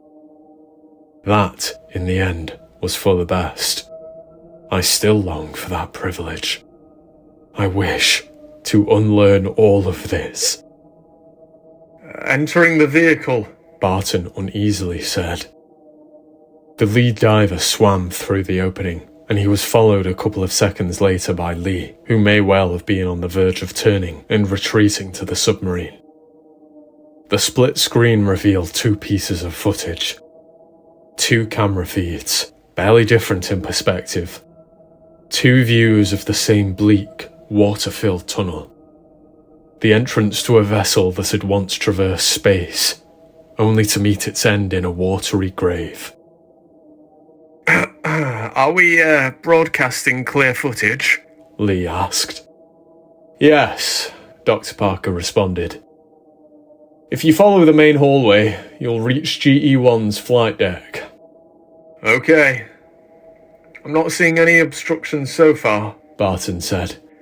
"Should be manageable." The pair continued to swim through the hallway of the craft, which, as Barton had noted, was remarkably intact. We'd expected to find carnage and chaos, but there was none of that. Then again, we shouldn't have been surprised. There were few tears in the exterior of the craft. Given the level of investment placed into developing a vessel far beyond mankind's perceived capabilities, it seemed plausible that the craft had mostly survived both a dangerous re-entry and a high-speed collision with the water. What did not seem plausible, on the other hand, was Parker's explanation that we were looking at a carbon copy of an existing spacecraft, one which I'd seen land on Earth a year earlier.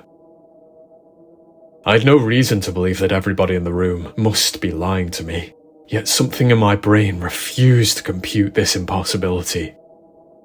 Of course, I realised that I wouldn't have ever believed Dr. Parker, even if I'd gone to the hangar and physically seen the craft in person, even if I'd decided to swim to the bottom of the ocean to view its twin. After everything I've seen, I still try not to believe any of it. "Oh my," Barton began. It only took a second for the camera to reveal what the diver had spotted. When I saw the hellish scene that had sparked such a haunted response, I unleashed a similar yelp of terror. We all recoiled fearfully, in fact. I suppose none of us had hypothesized what we might find in the wreckage, even when the debate about movement and biological signatures had been raging. This was not like those early days of the GE-1 project. People had not been excitably sharing ideas. I suppose, deep down, we had all feared we would find something like that. Nobody was exuberant to find 3 floating spacesuits at the front of the spacecraft. Spacesuits that were, surprisingly, intact. Spacesuits that were not empty.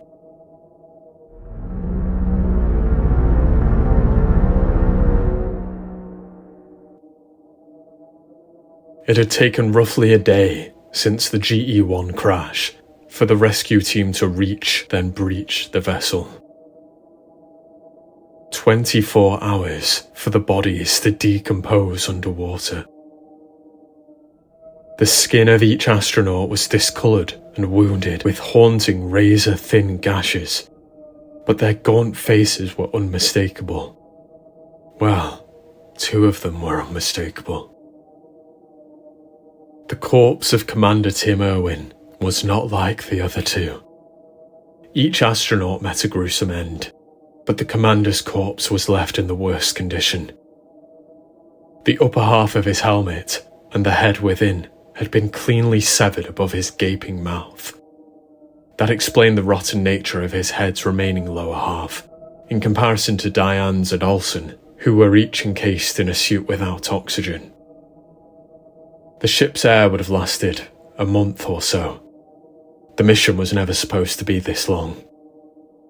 During that time, Irwin's severed head had partially decayed, and it was exposed by the savagely sawn helmet. The lower half of his face bore holes in the cheeks, revealing teeth behind. One scientist murmured that the 3 astronauts may have died long before impact. Within a sealed spacesuit, lacking oxygen, the decomposition process would have been slowed. Of course, this discovery had raised many terrifying questions. One, in particular, played on my mind. Why were the astronauts wearing suits inside the spacecraft? A technical engineer gave a probable explanation for the ship's return. The GE-1 was programmed with a homing initiative. In the event of life loss, or 24 hours without manual piloting, the craft's motherboard was programmed to assume automatic control of GE-1 and steer it back to Earth. The re-entry might have failed because the ship was damaged, the engineer said. That might also explain why we didn't receive a signal from its transmitter. Honestly, it's a miracle that the GE-1 made it back to Earth at all. Yeah. Well, we'll know more when we look at the ship's log, another engineer added. Dr. Parker sighed. Barton, we need you to... We have to get out of here, Lee whimpered, shouting over Dr. Parker. I didn't sign up for this, okay? Look, we've done the dive. It's over. You've seen what you needed to see. I understand that this is a terrible situation, Mr. Lee, Parker continued. You were, however, briefed before the dive. Is that correct? You signed a contract, didn't you? The nature of the expedition was made clear, and it isn't over. We don't have all of the information that we need. We want to recover as much of the ship's data as possible. Do you have the drive, Mr. Barton? Let me check. Yes, it's here, Barton murmured, dazed by the floating corpses. Right, Parker replied. You should see the socket on the right-hand side of the control panel. Do you? The lead diver swam towards the main console, searching anxiously for the socket, with the navigational assistance of every expert in the room. When he finally inserted the drive, a red light flickered on the panel. What does that mean? Barton asked. Oh, for crying out.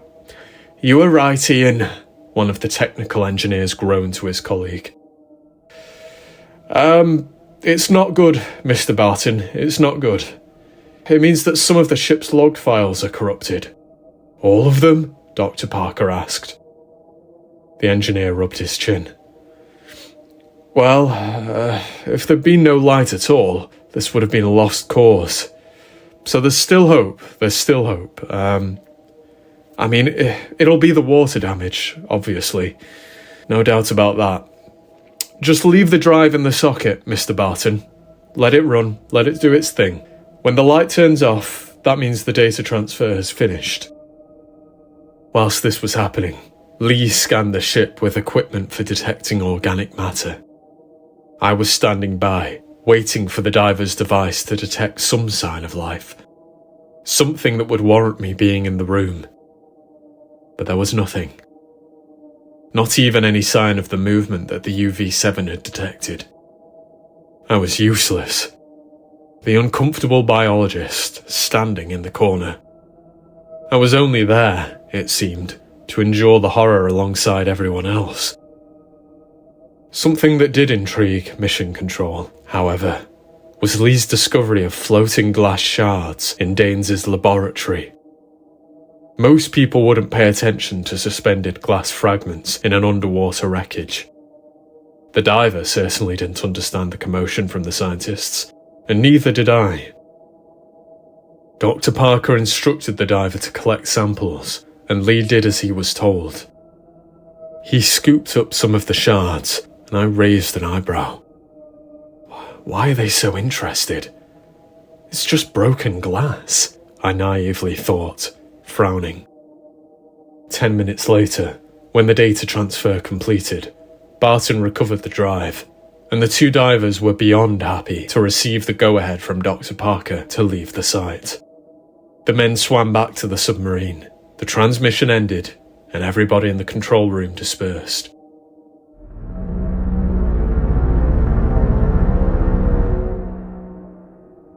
I didn't sleep that night, of course. No sane person would manage a good night's sleep after such an awful discovery. When I went into work that morning, I hadn't expected to see video footage of 3 dead astronauts. 3 people who died in disturbing ways. More horrifying than that, I hadn't expected to see footage of 3 corpses who had already returned to Earth, alive and well. The following day, I was sitting in my office, boring into the wall with a 1,000-yard stare.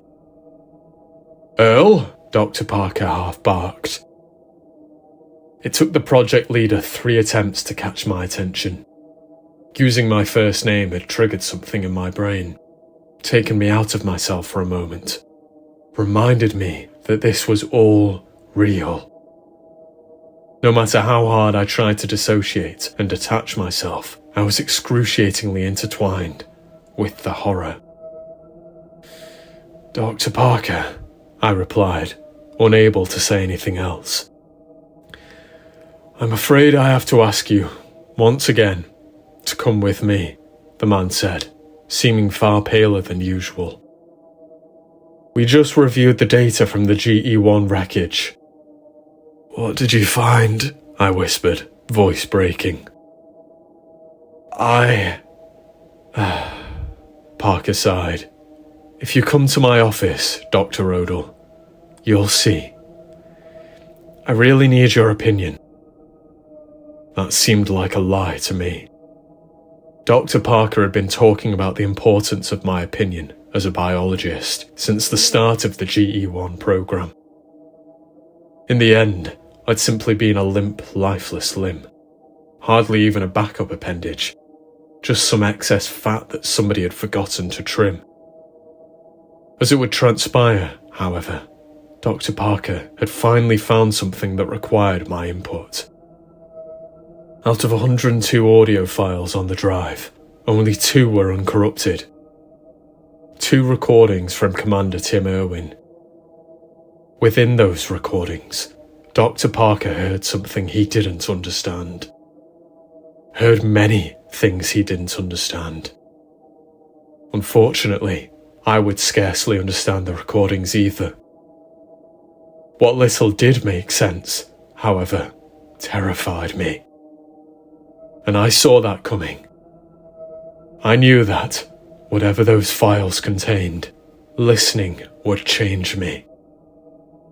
That terrible truth was foreshadowed by the project leader, by his haunted eyes. The board need to know whether they've found something alien in nature, Dr. Odell. I'm not so certain. I still don't think... I believe... Well, I don't know what I believe. It's not organic. It doesn't make sense that it would be organic. Of course, they're not listening to me anymore, Dr. Parker said. But they'll listen to you, Earl. I could tell that the man no longer believed his own words, so he wanted me to give him a reason to believe.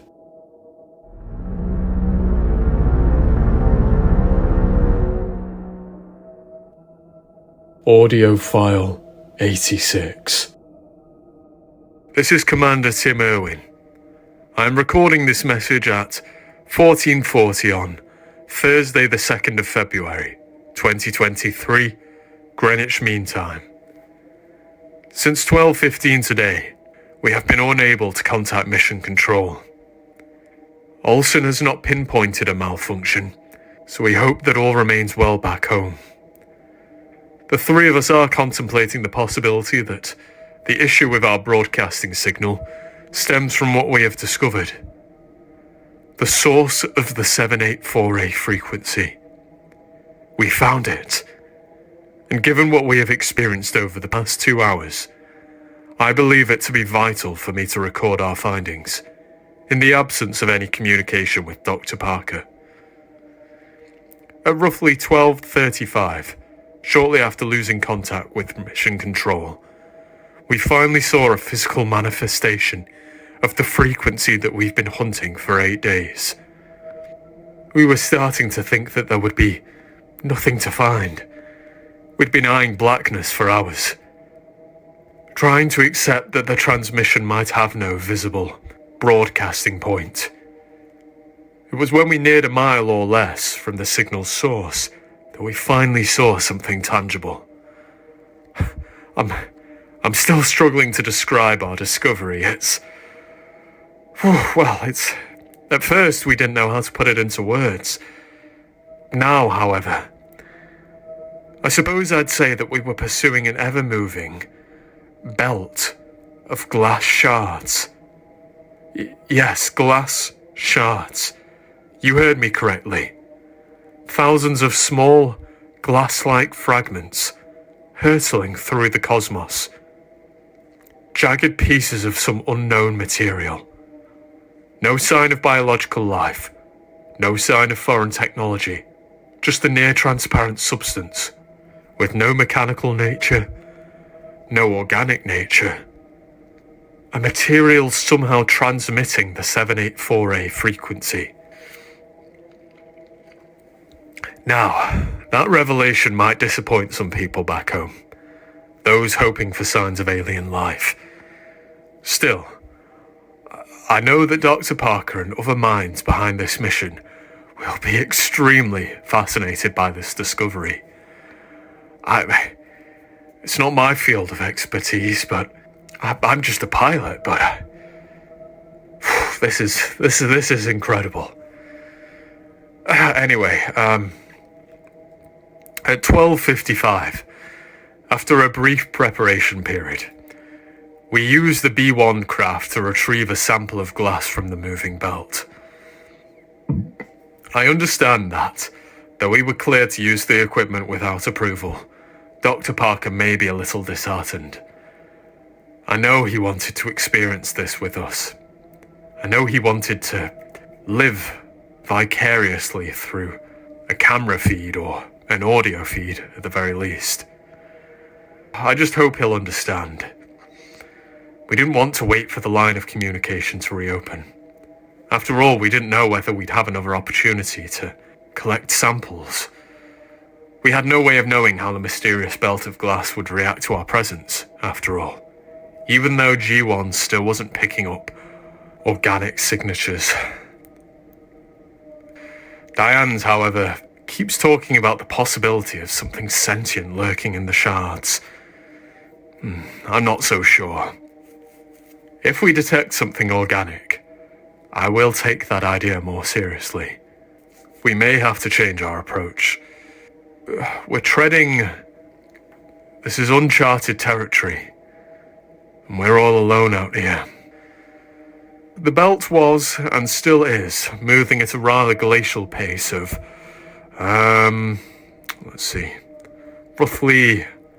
roughly 6,000 miles per hour.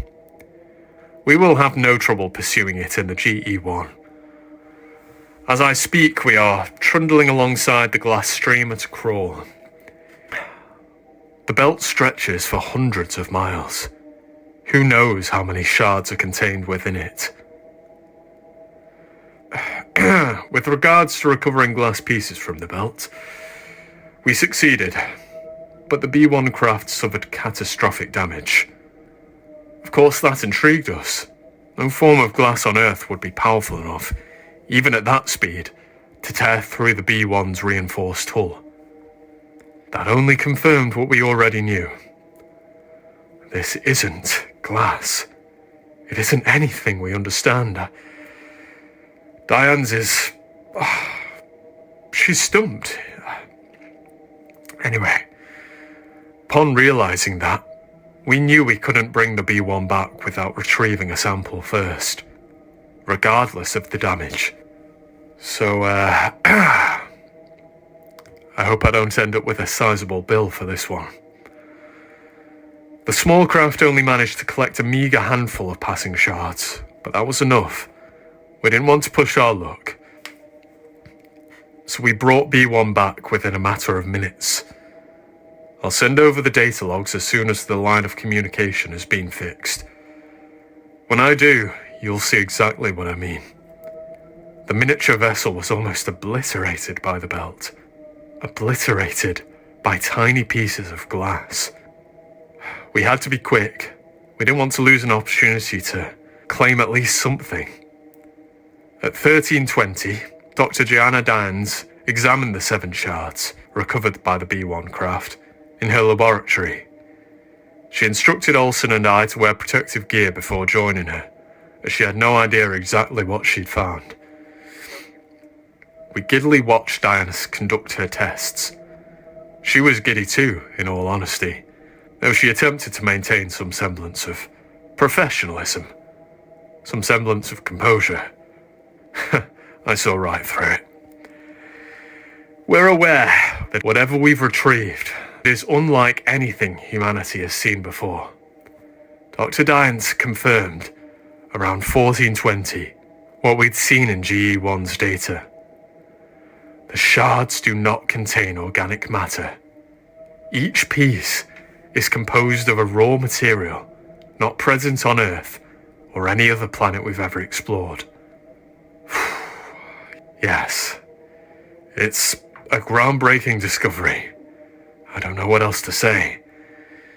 I suppose I should mention that shortly before I started this recording, Olsen became a little jittery. He told Dinas and me that he saw one of the shards enlarge, or at least move in some form. It was likely a trick of the lighting. Dinas took him seriously, but she found no evidence of any change in the material. I suggested that, moving forwards, we set up cameras to record the laboratory, record the shards. Dinas and Olsen agreed. So, we've set those up. The cameras will ensure that we don't miss anything important. I'll send everything to Mission Control as soon as Olsen has figured out how to fix the transmitter, though he assures me that it remains unbroken. Bizarre. Anyway, interference from the 784A frequency seems to be the most likely explanation, but we are still unsure, of course. I will continue to log daily updates. For now, the 3 of us need to get some rest. It's been a historic day, but we are shattered. None of us have slept in... maybe 30 hours or so, I don't know. We had to stay awake. None of us wanted to miss the first sighting of the shards. Anyway, this is Commander Tim Irwin, audio file 86, terminating recording at 1450. I need you to brace yourself, Dr. Parker said. I snapped back into reality, having been fully immersed in the wonder of the crew's discovery, much like Commander Irwin. I'd almost forgotten the gravity of the situation, forgotten the terror that NASA had found at the bottom of the Pacific Ocean. Brace myself for what? The next audio file? I asked. Dr. Parker nodded. Yes. We just listened to 86. The only other uncorrupted recording is 99.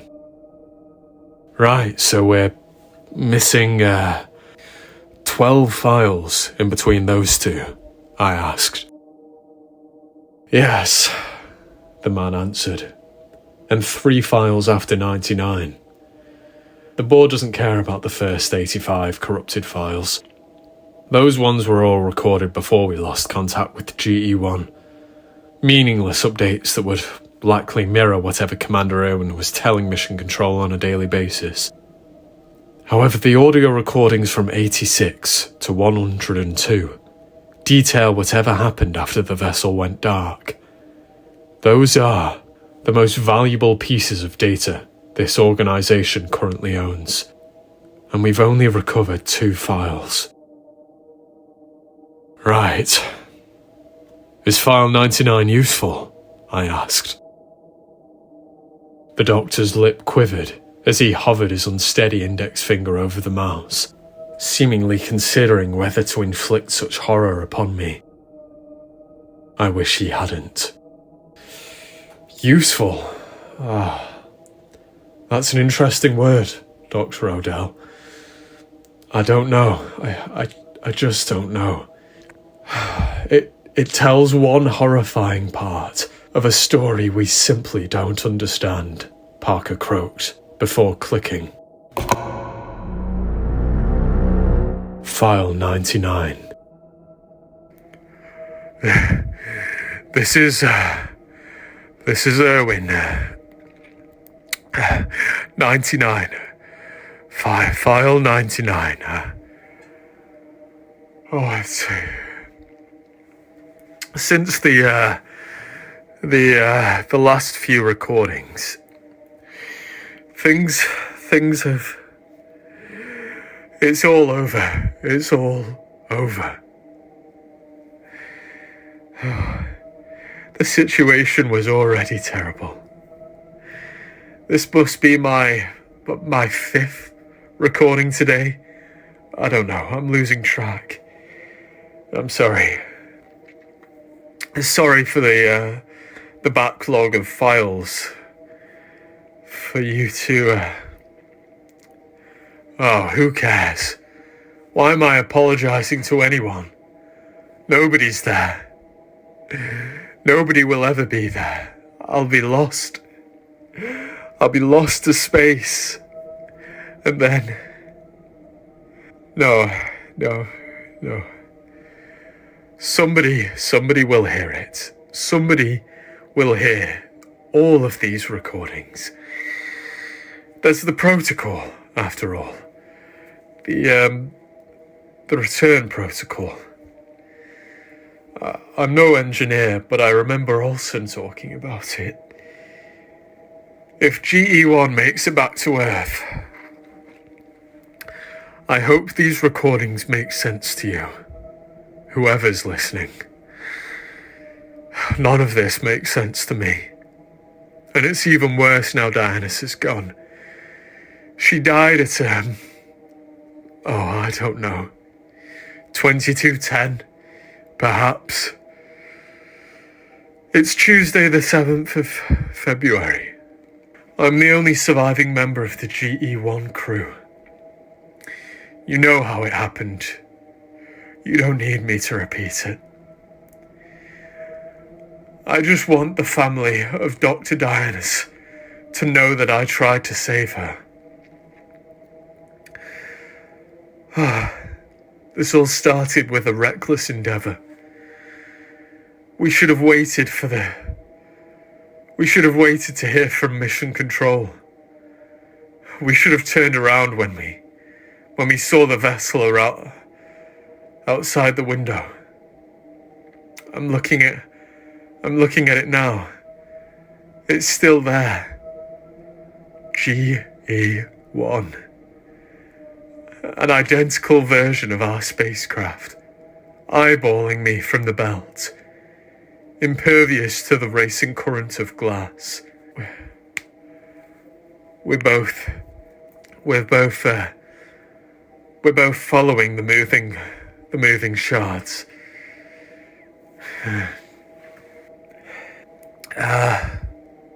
It keeps changing its speed. The belt, I mean. It feels like it might even be changing its direction. I don't know, No, you know what?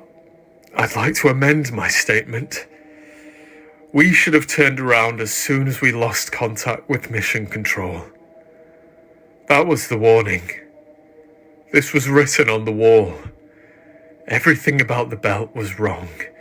We knew it, but we were drooling from our mouths like apes. We tried to save ourselves. Olsen's idea was smart. It was smart. It just wasn't enough. We should have remembered B1. Remembered how the glass tore through that unmanned craft. Olsen promised, however, that this would be different. The belt was moving so quickly after all. He said that the shards weren't as dangerous outside of the belt. They were stationary. I wanted to believe that hypothesis. Maybe I still want to believe it. After all, I've not stopped wearing my suit, even though I know it didn't save. It didn't save Olsen. It didn't save Dianus either. I spent most of the day trying to stop the bleeding, but it was awful. You heard it. You don't need me to tell you. Oh, I still hear her words ringing in my ears. The things she described. The way it cut into her skin. And then it disappeared. The glass disappeared after hacking her face to pieces. It was so methodical and quick. So eerily quick. But not in a merciful way. Her dying scream will never leave my mind. Neither will the sight of that sharp shard, unbound by the laws of physics, slicing her face with clean, swift motions. A weapon wielded by an unseen force. I've locked the lab. That won't be enough, will it? It wasn't enough to stop.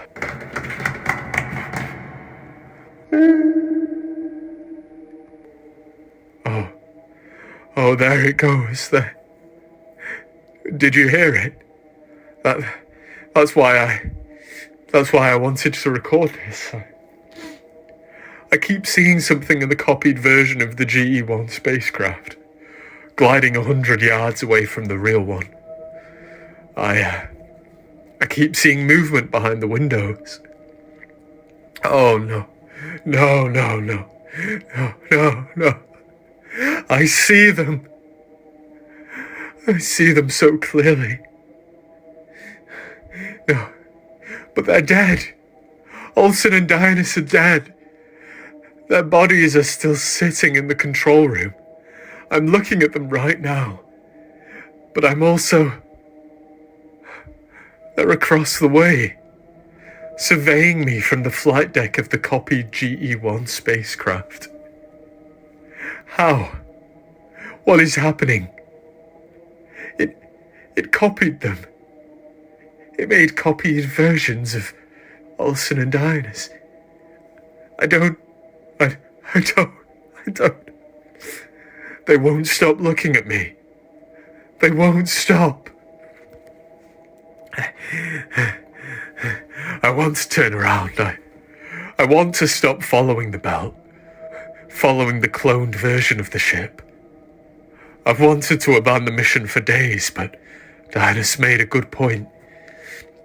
After Olsen passed, she said that we shouldn't head back with the shards on board. She said it would be too dangerous to bring those things home. I said we should get rid of the glass, but we were too frightened to go near it after he died. Without Diane's, I don't see myself solving this. I don't see myself doing anything other than soldiering onwards, continuing to track everything I see and hear, continuing to move, to follow the belt. I'll record an update tomorrow, but I promise I won't abandon this mission. Not until I talk to somebody from Mission Control. Whatever material we found, I won't come home unless I get rid of it. So Wait, do you hear that? That's what I keep hearing. And it's what we heard before. When the glass moved, changed into something. I don't know. It looked like liquid. When it took Dianus, I saw it. It was like a thin trail of water with a slight sheen. It washed over the walls, and then it climbed Dianus' suit before slithering beneath the visor. I don't know how it entered. And then it started solidifying. She was running around, screaming, wrestling with her own helmet. Wait, give me a second. I need to check the lab.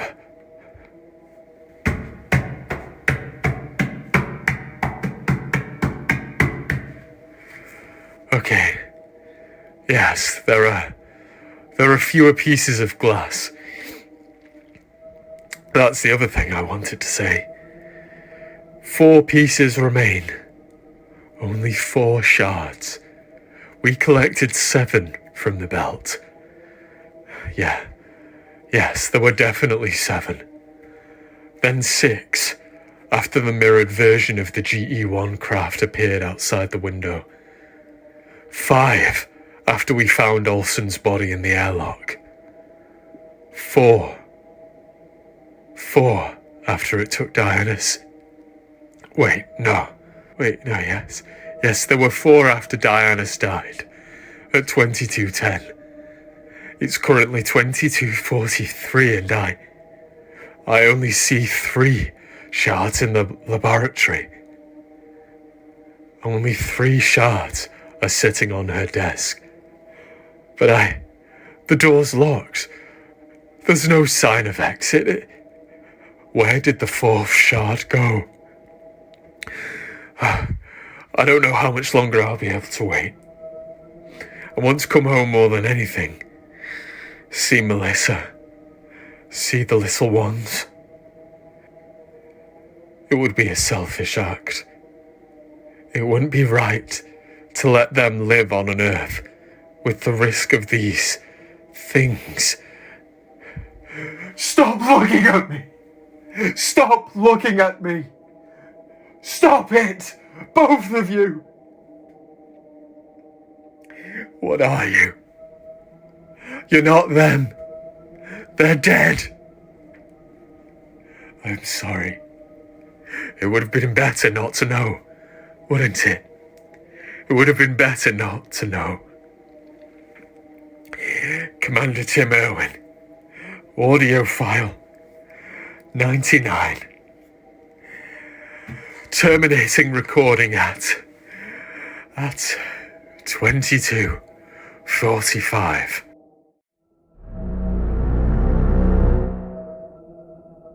After the audio ended, Dr. Parker and I sat quietly. Not silently. I could hear my own heartbeat in the quaking canals of my ears. I could hear the Project Leaper hyperventilating.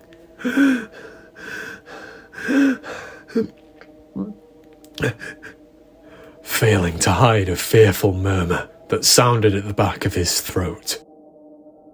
He'd already heard the two files. I had no idea how he'd managed to maintain a professional demeanour. The man knew what was coming. He knew what I was about to hear. But he said nothing, did nothing. I resented him for that, even though I'd chosen to listen. I was crumbling from the haunting revelations in the last surviving recording of Commander Irwin. "Think about what we saw," the man eventually whispered. I looked at him without uttering a word, giving the scientist time to continue. "Think about the body of Tim Irwin," Parker said. "What remained of it, I mean.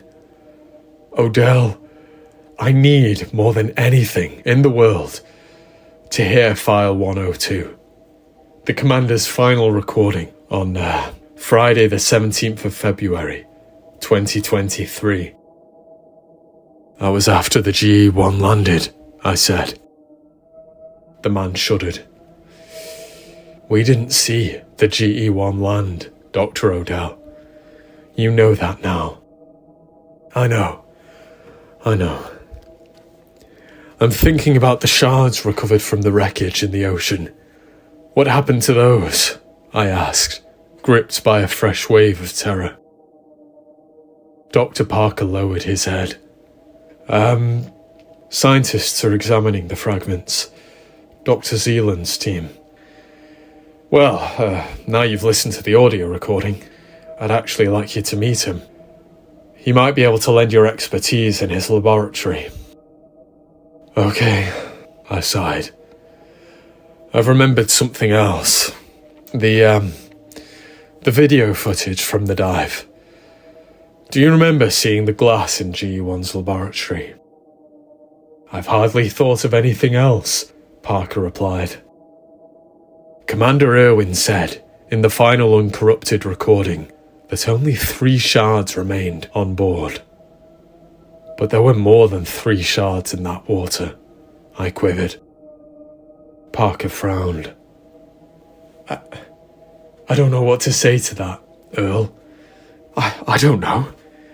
The shards could have shattered during the crash, perhaps. Split into numerous smaller fragments. Right? I wasn't convinced by that. Not after hearing the description the commander had given. These were sturdy, unnatural things. Things which could change shape and state. Not things that would easily shatter. If they could shatter at all. Anyway, Dr. Odell, the scientist said, clearing his throat. Before we go to Dr. Zealand's lab, I'd like to ask for your opinion. GE-1 found no evidence of organic matter in the belt. Dr. Dionys found no evidence of organic matter in the shard samples. Given the commander's description in File 99, however, do you think that the ship's data log may have been wrong? Do you think Dr. Dionys may have been wrong? I gulped. There isn't enough evidence for me to give a definite answer to that question. Not until I see the shards for myself. I regretted saying that. I didn't want to see the shards. I wanted to run away, wash my hands of the whole thing. File 99 had filled me with a bottomless dread that I didn't realise the human body was capable of experiencing. It haunted me. The thought of an unfeeling thing stealing one's form and then shredding that same person to pieces. The commander was right. The substance needed to stay in space. Unfortunately, some of it is already here. You're too late, Dr. Zealand said. That line snapped my mind into action. I'd been trying to process the horror of the past few days. However, it was nearly impossible to process something far beyond our world. Something the human mind has not evolved to process. Dr. Parker scoffed. What do you mean, too late? Dr. Odell needs to— Dr. Odell is too late, Zealand interrupted. We disposed of the shards this morning. I beg your pardon? I asked. The fragments were dangerous. The audio recordings made that abundantly clear. Dr. Long ordered us to destroy the samples, Dr. Zealand said. At that moment, Veronica Riding emerged from the lab, which was being half barricaded by Dr. Zealand's hulking form. The sheepish woman was pushing a trolley of black waste bags, and she seemed to be trying to avoid detection. Regardless, hope sparked in my mind when I saw her. Veronica was a close friend of mine, not just a colleague. I hoped she would clear up the strangeness of the situation. The idea of NASA discarding such an important historical find seemed unthinkable to me. It was a lovely thought, there's no denying that. I wanted to entertain the possibility of the agency putting mankind's safety before mankind's progression, but I'm not a moron. Veronica, I called. Is it true? Did you get rid of it? What was that, Dr. Odell? She asked, stopping to face me. My body temperature lowered. As I eyed the face of my dear friend, I felt the shift. I didn't see a physical difference in Veronica's appearance, as such. The shift in my fractured mind was more subtle than that. It was a feeling that whisked the contents of my gut. Veronica always called me Earl.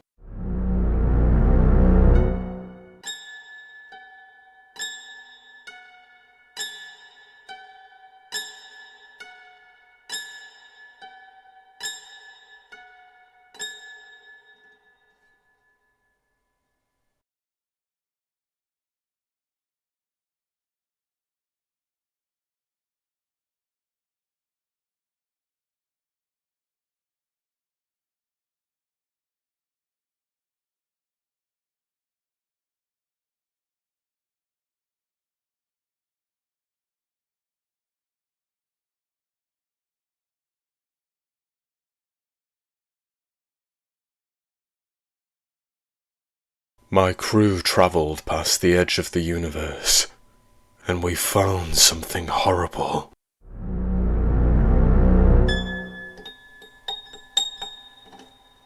Some wonder how reality came to be, and some wonder why. Before embarking on the Victoria 21 voyage, I was drawn to the latter question.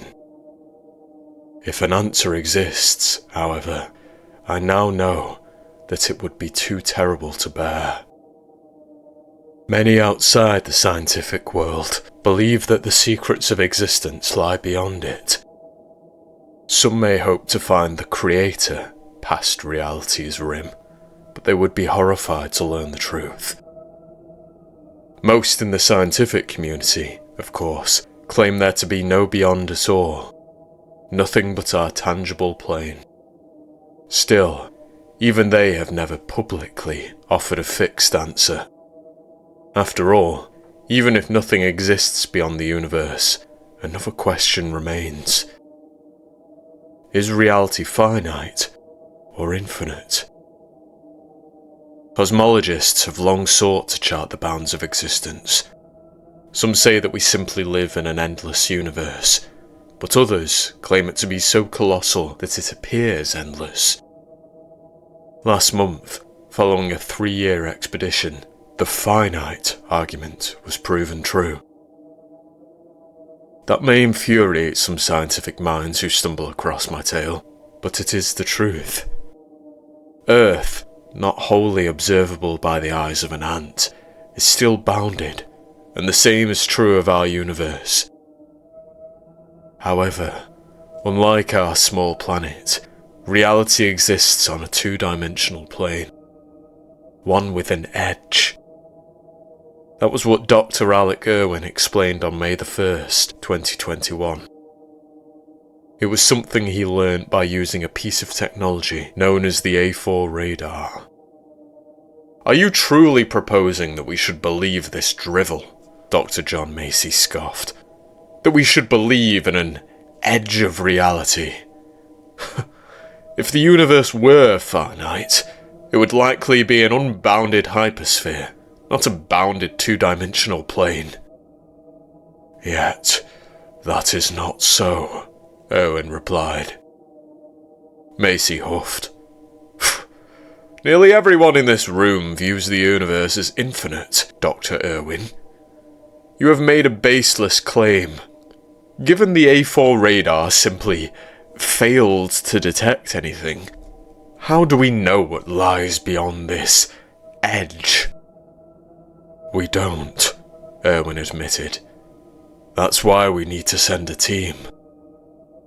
The lead researcher received no immediate response. The dozens of NASA specialists simply exchanged silent looks. Then, a few seconds later, the laughing started.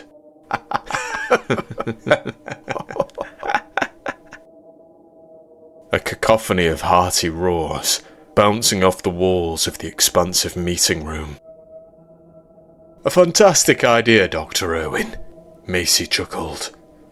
"It's a shame that our team won't reach the edge of reality before, well, the end of time. Not with NASA technology. That's why Dozen Minus will supply the equipment," Dr. Irwin said, folding his arms. "You know, as well as I do, that they have taken enormous strides over the past century. That is why their technology has been kept from public eyes, kept from the world's governments when it comes to their classified projects." "Allegedly," Macy sharply replied. "Allegedly," Irwin nodded. "Listen, this wouldn't be the first collaboration. We've used their spacecraft before. Machines far beyond our capabilities. Far beyond the capabilities of man. It is not a question of whether we can achieve this mission, Dr. Macy. It is a question of whether we will." Macy frowned. "Fine, I'll amend what I said. If we launch a Dozen Minus craft today, we should reach the edge of the universe in 1,000 centuries or so. Not if we use a splinter," Dr. Irwin muttered. Macy was immediately silenced. The room's wave of laughter faded, finally lapping against the shore. Faded as the scientists realised, one by one, that Dr. Irwin had not simply entertained a foolish notion. He'd lost his mind. The splinters, which appeared decades ago in distant parts of reality, are anomalies. Anomalies of unknown origin, with varying purposes. Most, of course, lead to galaxies beyond our reach. One in particular leads past all known galaxies, past the observable universe. "I thought we were here to hold a serious meeting," Dr. Macy eventually said. "I am serious," Dr. Irwin replied. "The S-79 splinter has fascinated me since it first emerged in late 2010. I used it, in fact, to send the A4 radar to the edge of reality, to retrieve data trillions of light years away. And the evidence is undeniable. S-79 would propel the latest Dozen Minus craft, Victoria 21, to a point far beyond our observable realm. A point near the edge detected by the A4 radar. This voyage would involve a 1-month journey to S-79's entry point, followed by a 1-year journey from its exit point to the detected edge." Macy shook his head slowly.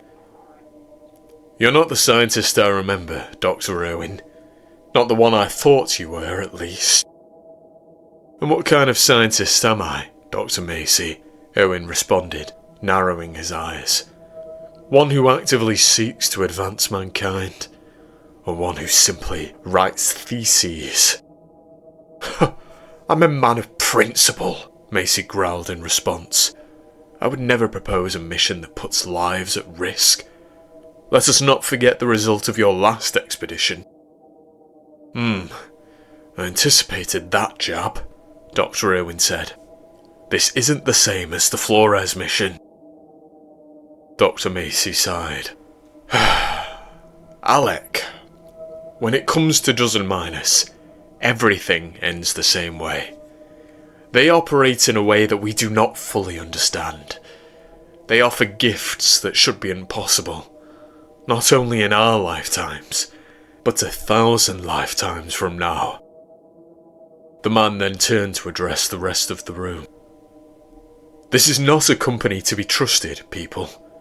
Do not let Dr. Irwin sway you. Do not let advanced technology sway you. Why is it that, whenever Stefan Blom provides support for projects, things always seem to end disastrously? The interests of Dozen Minus are not the interests... Enough, Emmett Cade, NASA's OTR director, interjected. Dr. Macy, you know that these meetings are about more than the interests of any organisation. Not all who work in this building are aware of this meeting, are they? Macy grimaced. But listen, in 2 days, Senator Nelson will become our new administrator, Cade continued. There will be changes in NASA over the coming weeks. There will be countless eyes and ears on us. I trust, Dr. Macy, that you won't be running your mouth in front of folk without T-level clearance. Of course not, Mr. Cade, Macy gasped. I take my job seriously. So do I, Irwin said. Do you not want to know, John? What? Dr. Macy asked. Know what lies at the edge of everything, Dr. Irwin whispered. What lies beyond the edge of everything? If something lies beyond the edge of everything, then we haven't found the edge of everything, Dr. Macy said. Don't be obtuse, Irwin huffed. You know what I'm claiming. Not that nothing exists beyond our universe. Quite the opposite, in fact. Something lies beyond it. Something that the A4 radar did not know how to process. Whatever exists beyond the edge, it's nothing that abides by the laws of our realm. Nothing that... Exactly. Nothing. The A4 radar picked up nothing, Dr. Macy interrupted. Even if we were to use the S-79 Splinter as a boost, propelling our team to a distant point of the universe, they may find nothing at all, or nothing that humanity has any equipment to record. After all, we only know of things within our reality, and that would mean they'd be wasting over 2 years of their lives. No, we know of more than our reality, Dr. Macy, Irwin said. Have you forgotten what Dozen Minus showed us in Birmingham? You should watch your tongue too, Dr. Irwin, Emmett Cade barked. Remember that some information should not be made available to many people within this room. Sorry, sir, Dr. Irwin mumbled. And Dr. Macy, the project is continuing, regardless of your disapproval, Emmett Cade said. This meeting wasn't a negotiation. It was an announcement. You know what's coming, Calvin, Celine whispered to me. Don't, I begged. We had long been earmarked for a venture such as this, and I knew that before Emmett Cade locked his eyes onto the pair of us. We were cowering at one side of the room, but we hadn't escaped his stare. Calvin Beckinsale and Celine McGuinness, Emmett announced, waving a hand in our direction. 2 of our finest physicists, They will be joining Dr. Alec Irwin on the Victoria 21 spacecraft. When? I meekly asked. We launch on July the 1st, Emmett answered. 2 months? Celine breathlessly asked. How on earth were we supposed to prepare in that length of time? I've been preparing for years, McGuinness. The longer we leave it, the greater the chance that we miss our window, Dr. Irwin explained. And that was the only attempt Celine made at contesting the mission. I was always more passive than her, so I simply nodded. I'd accepted our fate before Emmett Cade had even confirmed it. Accepted it in 2015, when I first received clearance for T-level meetings. Accepted the possibility that, at some point, NASA's shadowy department would demand that I contribute.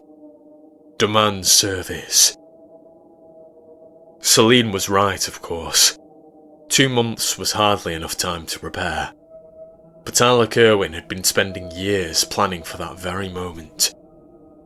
In fact, Celine and I only really achieved one thing over those 8 weeks. We learnt just how unwell the man had become. It was clear that, psychologically, Dr. Irwin had already crossed the boundary at the edge of the universe. His mind no longer seemed to entertain any thoughts about our planet, our reality. And only one thing frightened me more than that. Deep down, I shared his perturbing delight, his hunger for what lay beyond all. On July the 1st, 2021, Victoria 21 launched with Irwin, McGuinness and me on board. The initial month of the trip took us past all known galaxies. Took us to the intimidating chasm, past all that has been observed from Earth, but not the edge of all that exists.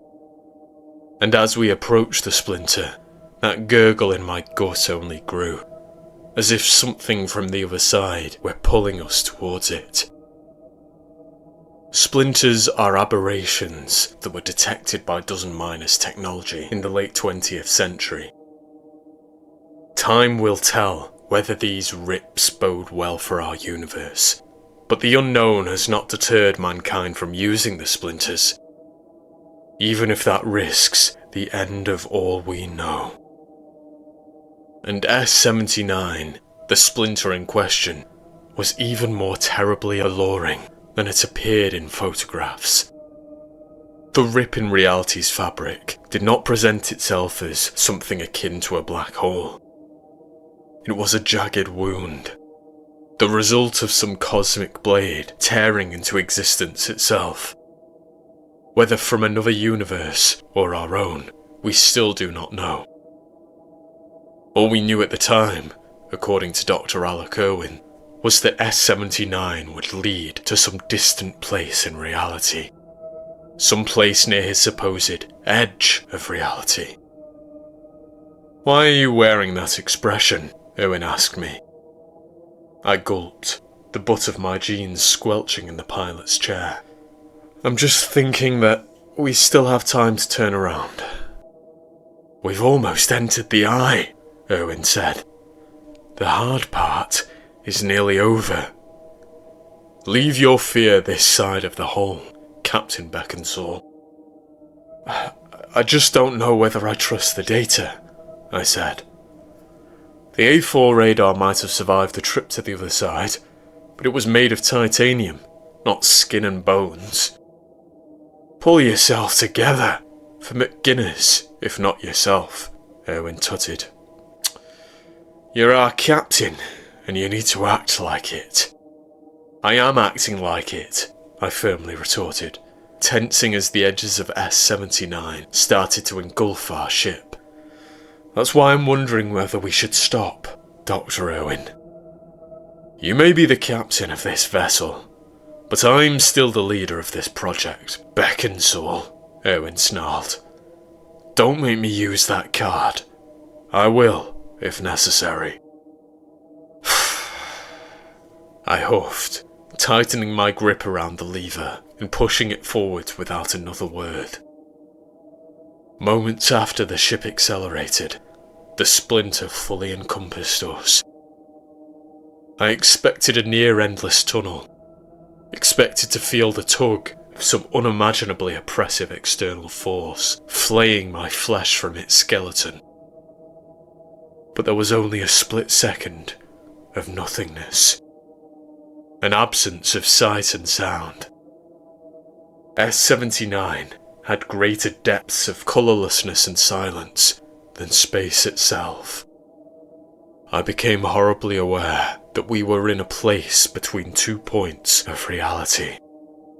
A tear, revealing what truly lay beyond the borders of everything. Not that our eyes could see that revelation.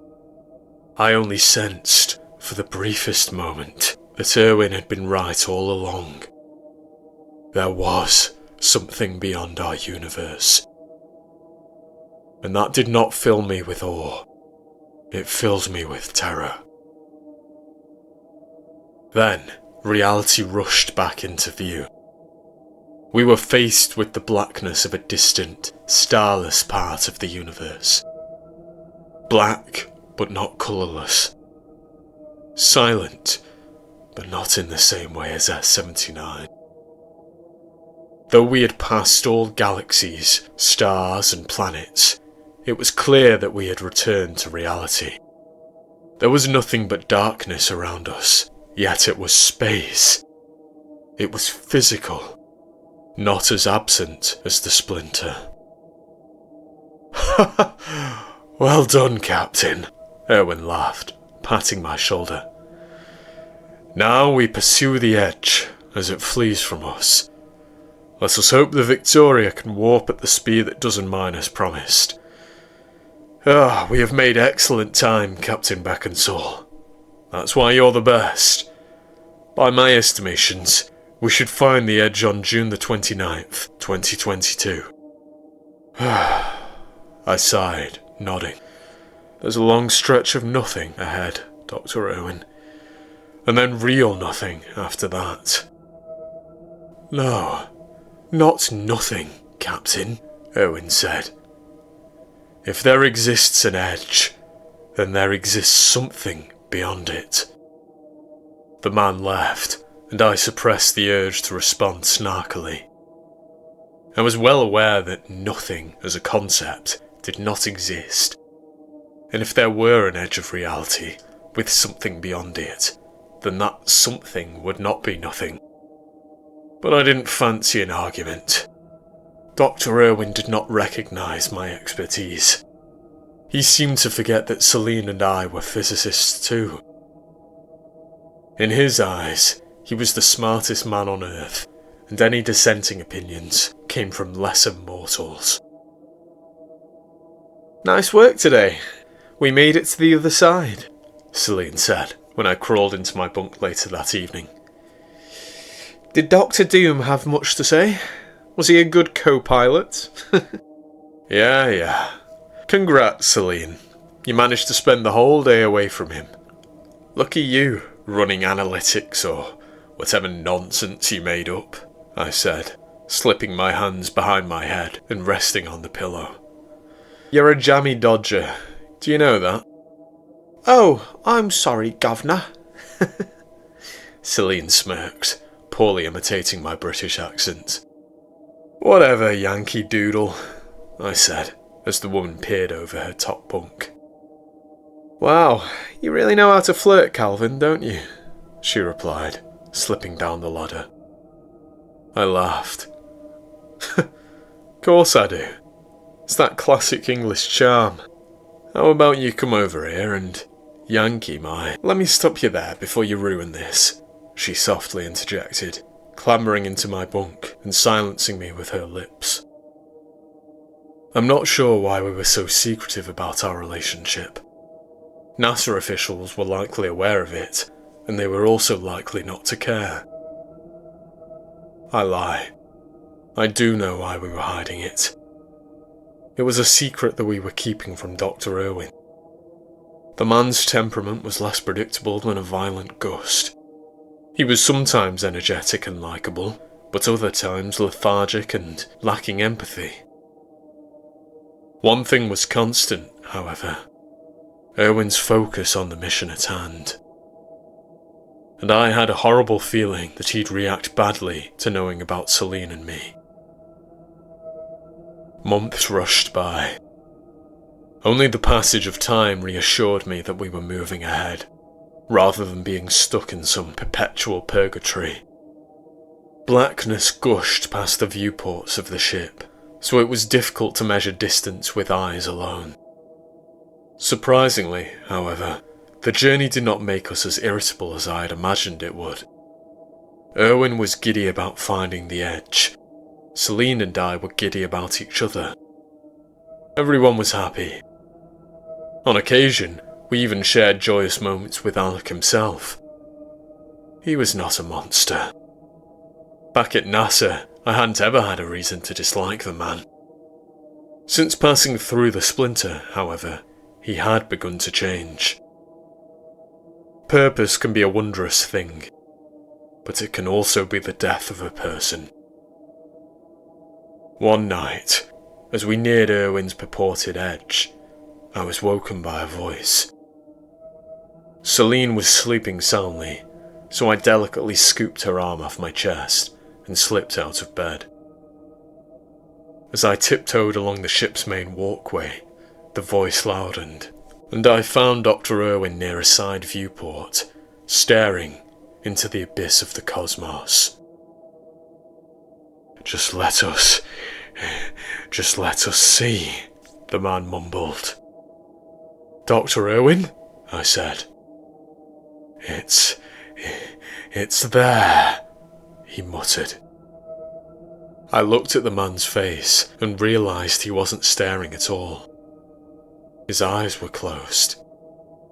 He was sleepwalking. Of course, that didn't make his ramblings any less disquieting. As I looked into the blackness, I was sure I could see it too, beyond all.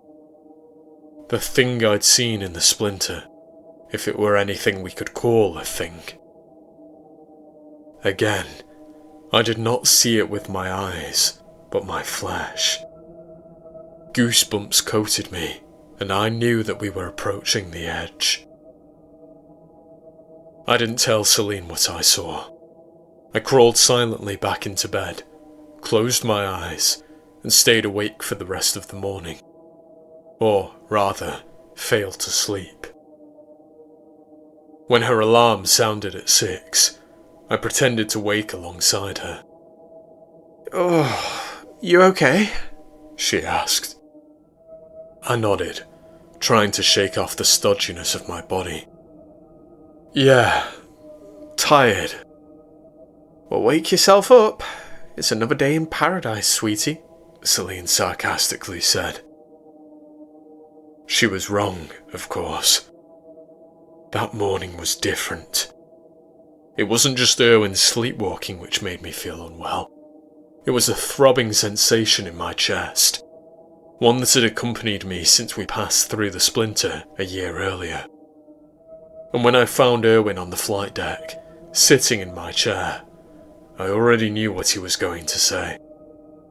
"We found it," he whispered.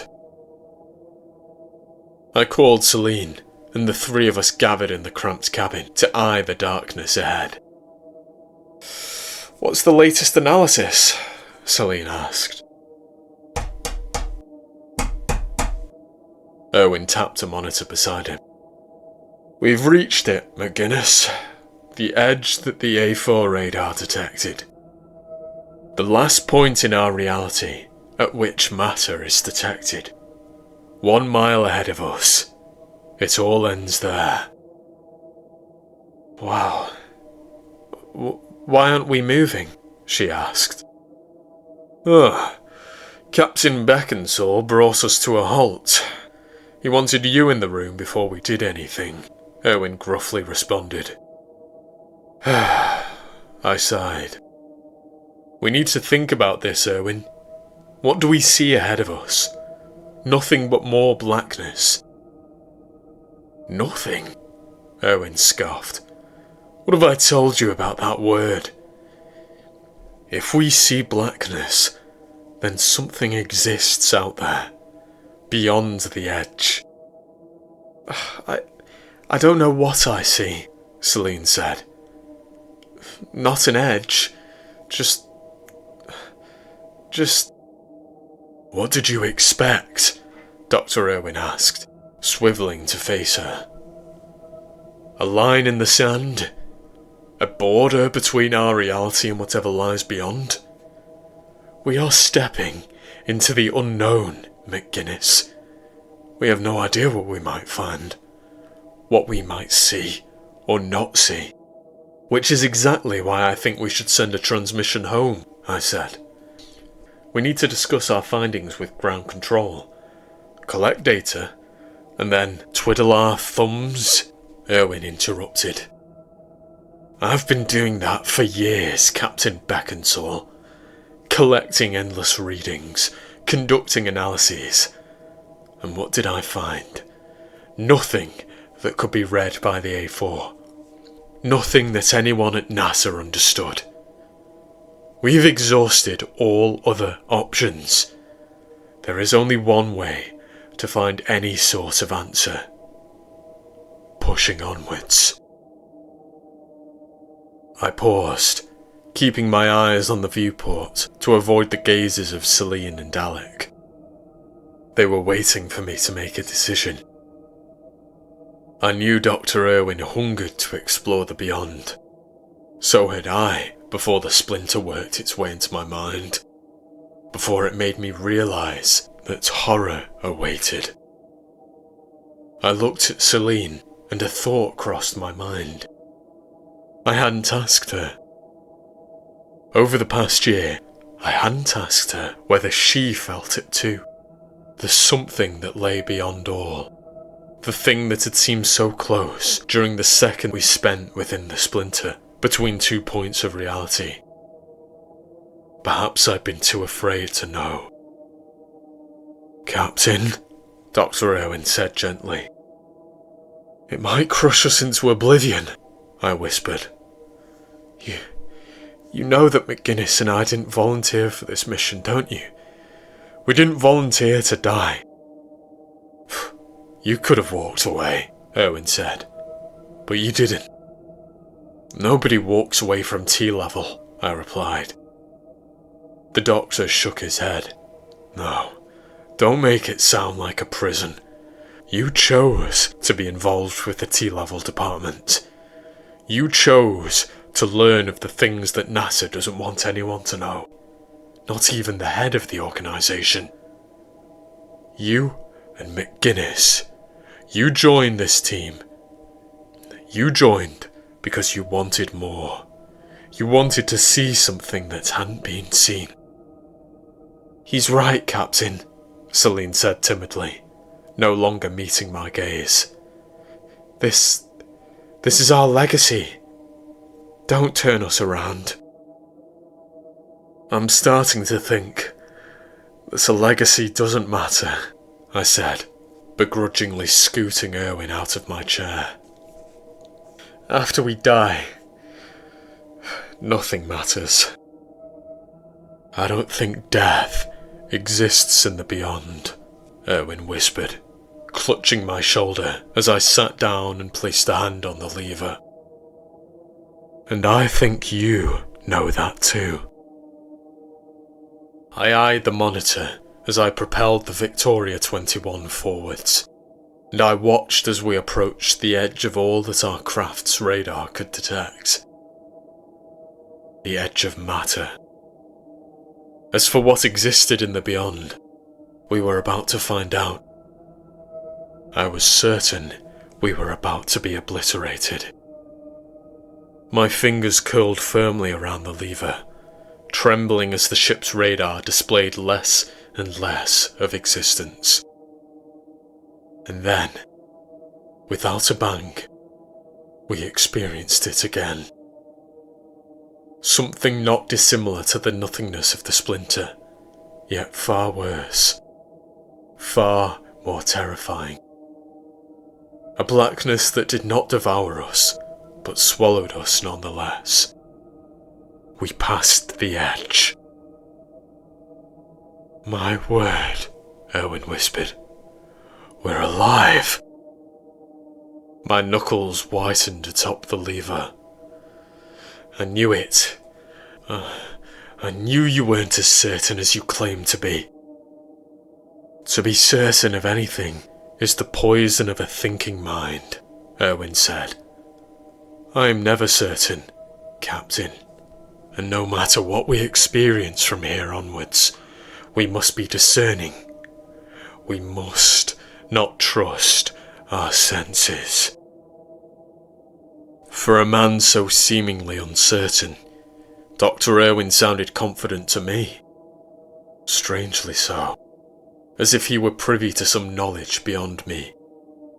I thought back to his unnerving sleep-talking, and I started to think that, when we entered S-79, he might have experienced more than me. Might have seen, heard, or felt something that gave him a reason to say such things. My thoughts returned to reality when the lever retracted, snapping backwards with such force that it sprained my wrist. I yelled, removing my hand and nursing it. Celine ran forwards as the ship lurched, then halted. "Are you okay, Captain?" "Yeah, I panted heavily, noting that some unseen force in the darkness had obstructed the Victoria 21. We had not landed, not crashed.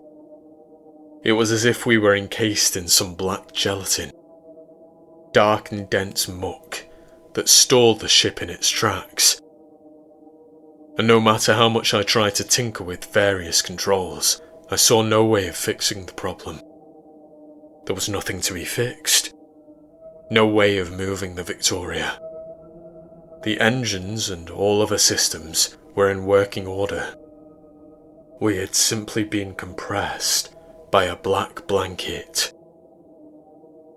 "We have to exit the craft," Erwin said. "I'm running tests," I replied. "We'll see what's outside. It won't detect anything, Captain," Erwin promised, shaking his head. "You haven't accepted it, have you? We are beyond reality. We must step outside and see what we find. It wants us to step outside." "No, it doesn't," Celine whispered. Shocked, I twisted my head to face her, and she offered me a sheepish expression. "What do you mean?" I asked. "You're not going to question him?" Celine said, raising an eyebrow as she nodded at Erwin. "He talks about it too." "Yes, but I didn't think you'd seen it, or felt it," I said. "Well, I knew that the two of you had," she responded. "You talk in your sleep, Calvin." "Captain," Erwin corrected. "There is a proper procedure, McGuinness, when it—" "Just stop for a moment, Alec," Celine softly urged. "We need to talk about what happened. We all saw something in the splinter, didn't we?" "There was nothing to see," Erwin said. "No," Celine agreed. "It wasn't a thing that human senses know how to process. Yet I knew it was there, and I know you two felt it too." "I don't know what I felt," I said. "I don't even know why I'm here." "We're here for the same reason as Dr. Erwin," Celine said. "We pretended to be different from him, but we were lying to ourselves, Captain. We could have turned around. Should have turned around. Absolutely no doubt about that. But it isn't in our nature, is it? It has nothing to do with the splinter. Nothing to do with what we did or didn't feel. The three of us are broken in some way. And we hope to find something in the beyond. An answer that might fix us. I don't know what you mean, Owen said, rising to his feet. This is about the progression of mankind. It is about the discovery of all discoveries. It has nothing to do with me. It has everything to do with you. It has everything to do with Calvin and me. We've always sought something bigger than us. Something that might make us feel whole. Why else would we reach for the stars? Earth wasn't enough, Celine said. We brought ourselves here. That thing in the splinter didn't call to us. It told us to stay away. And we didn't listen. I turned to face Celine, and my mouth failed me. My entire body failed me as I struggled to process my surroundings. I was outside the ship. Victoria 21 sat behind me in the darkness. Not on a grounded surface, not on or in anything. And I too did not walk on ground. It was not a place in which ground existed. Not a place in which known physics existed. Yet the ship existed. I existed. Do I exist? I wondered. Is this even real?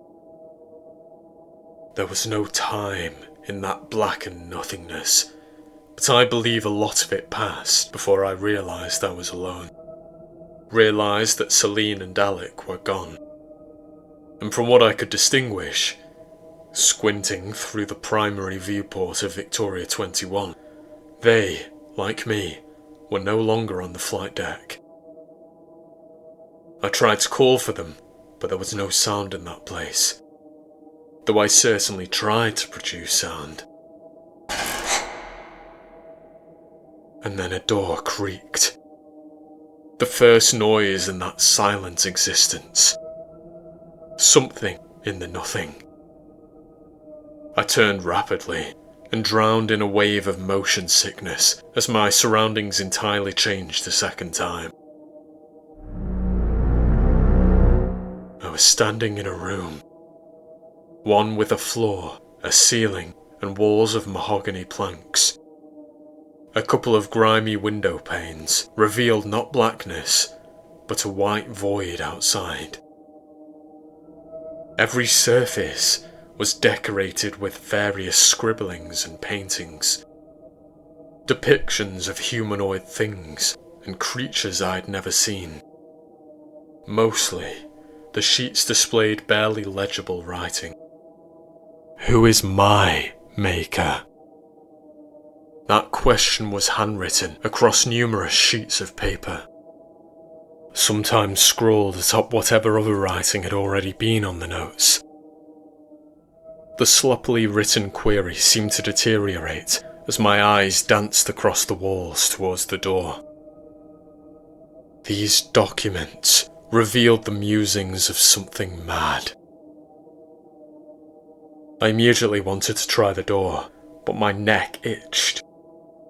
It told me that something awful lurked within the place, but it also told me that something lurked behind me. I rotated sharply, preparing to meet my doom, but I was greeted by something far worse. Something far beyond anything I had ever expected my mortal eyes to behold. Atop a cluttered wooden desk, which was pressed against the wall, there sat a crystal globe. Within its unblemished spherical shell, blackness swirled, harbouring pinpricks of vibrant colours. An ever-moving gaseous fog which felt like the only warmth in that place. The universe itself. My mind swam with fearful, nihilistic thoughts as my eyes flitted between the frail, glassy ball and the white expanse visible through the window pane above it. Reality seemed so terribly small and insignificant. More horrifyingly, I thought of the thing that had carelessly left an item so precious on a wooden desk, resting, unsupported, on a pile of notes. I did not ever want to meet that thing. Whilst my eyes were lost in the miniature representation of reality, a scream sounded from beyond the door. I spun, shoulders shooting upwards in fright. I knew from the pitch of the pained voice that it was Celine, and I called out to her as I barreled through the door. I found myself in a long hallway of mahogany, much like the first room. And standing on weak legs at the end of the corridor was Celine. "Are you okay?" I asked, running forwards. As I neared her, I noticed that she was reading one of the many notes lining the walls. And by the time I reached her, I was horrified to find that I no longer knew whether her sounds were those of fear or laughter. "Celine," I whispered, before repeating the same question. "Are you okay?" She smiled without turning to me. "It's horrible, Calvin. It's so horrible." "What does it say?" I asked quietly. Fortunately, Celine didn't answer. She began to shred the piece of paper, startling me with her sudden mania. Though I begged her to calm down, she was hypnotized by the task at hand, focused on ridding herself of whatever maddening thoughts had plagued her while she read. I still struggle to imagine a combination of words that could possibly instill such terror and joy. I don't know what she read on that piece of paper, and I never asked. I'm just glad she destroyed it before she finished reading. Don't let me look at the others," Celine sniffled, finally stilling herself as she stumbled into my arms. "Don't read any of it, unless you want to lose a piece of yourself." "I did read something," I admitted. "Who is my maker?" she whispered. I nodded. "Calvin, do you think whatever lives in this place could be?" Celine trailed off, but I knew what she was going to ask.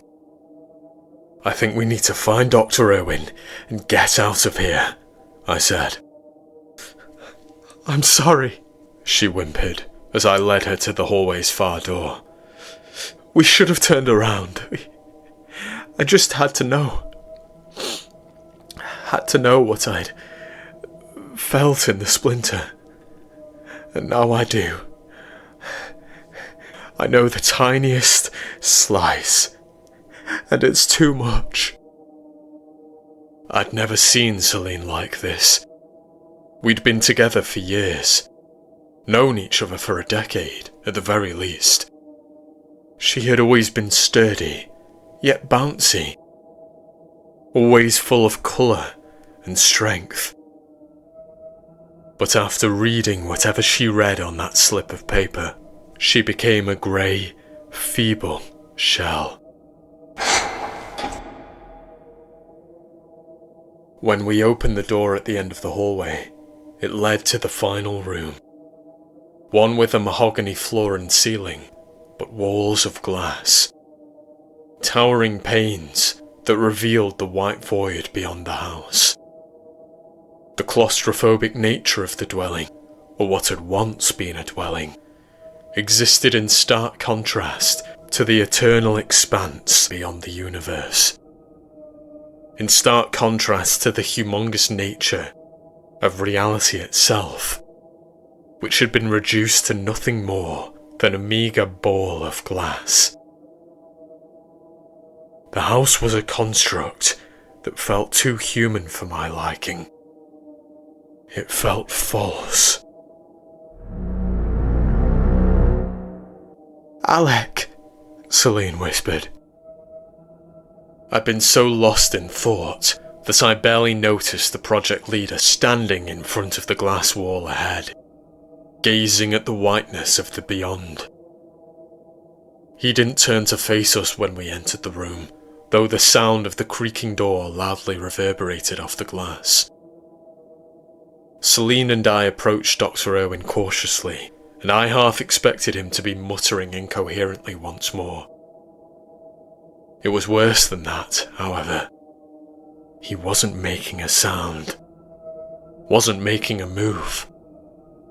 The man was motionless, eyeballing the blinding abyss outside. I tried to avert my gaze from the ceaseless whiteness, lest it drive me insane too. Strewn stacks of paper littered the floorboards beneath the man, and every inch of my body begged me to leave, begged me not to put my hand on his shoulder. I did it almost unwillingly. "Dr. Irwin," I said, "we need to leave." He eyed me. Not slowly, not even with his usual vigour or passion. That had entirely fled his eyes. The man looked more hollow than Celine. She was positively vibrant in comparison. But my eyes only lingered on his face for a second. I quickly fixated on what he held in his hands. A skull. I trembled. Is that... No. Irwin interrupted, eyes and voice penetrating my body, then boring to the other side. It is not the skull of our Maker. He isn't here. Not anymore. who is it? Celine shakily asked. Dr. Irwin moved with such frightening precision, and his possessed eyes locked onto the woman. "Don't you know, McGuinness?" he asked gleefully. "You've read his word." Celine shivered. I only read a small segment. It was... Beautiful, Irwin finished, brandishing bloody teeth. Celine and I took steps backwards, casting petrified looks at one another. I was grateful at that moment for her sharp thinking, grateful that she had summoned the strength to shred the note before passing the point of no return, before entirely losing herself. As I stared at the paper pile beneath Irwin's feet, I wondered just how much of the Maker's writings he had consumed. Above all else, I cursed myself for my curiosity. In spite of Celine's warning, I wanted so desperately to know what was written on the countless notes in the house. But I valued my sense of self. Valued it enough to resist that inky siren song. What did you do, Alec? Celine cried. You really don't know, the man whispered, eyes still not seeing us. He had ascended to another plane of existence. Whatever he had seen or felt was all that mattered to him anymore. Dr. Irwin was lost to the white abyss. Celine and I had to leave. We're going, Alec, I said. I'm not, he replied, laughing awfully. No, I don't think you should, I said. "Don't you want to know?" he said, raising the red-stained skull above his head. "Don't you want to hear a secret about my trophy?" "Come on," Celine urged, tugging my sleeve. "Let's go!" "This is me, Captain Beckinsale." Erwin cackled, thrusting his trophy into my arms as tears streamed from his bloodshot eyes. "A remnant of my physical form."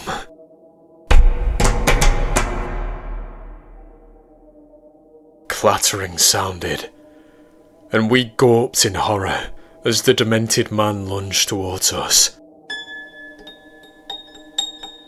Following him in a trail on the wooden floor was a pile of bones that had leaked from his body.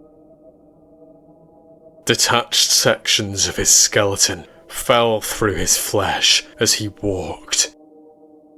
The bones did not fall through gaping wounds, but immaterial skin. The man's body was an ethereal, spectral form. Erwin's blood-covered bones and red grin were the only drops of colour in that white place. His broken skeleton formed a revolting line from the pile of paper to his ghostly body. And as I thought back to moments earlier, when I put my hand on the man's shoulder, I realised I hadn't felt anything at all. "Consume oneself," he whispered, presumably reciting what he'd read. "That is how I grew." I have no idea how a person would devour their own body. No idea how they would transcend their physical form by doing so. And I didn't want to know. Celine sobbed as I snatched her hand, then pulled her towards the exit. Perhaps she had an inkling. Perhaps she had seen something which would explain how Dr. Irwin feasted upon himself. I took one look over my shoulder and winced in terror at the abomination who charged towards us with one hand outstretched.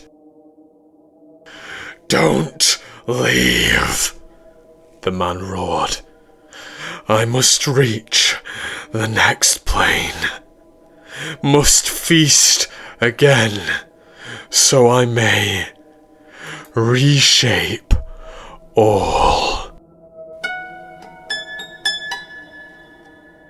I pushed Celine through the doorway, preventing her from turning her head. I tried to ignore the gliding entity that had once been our determined, but still human, leader.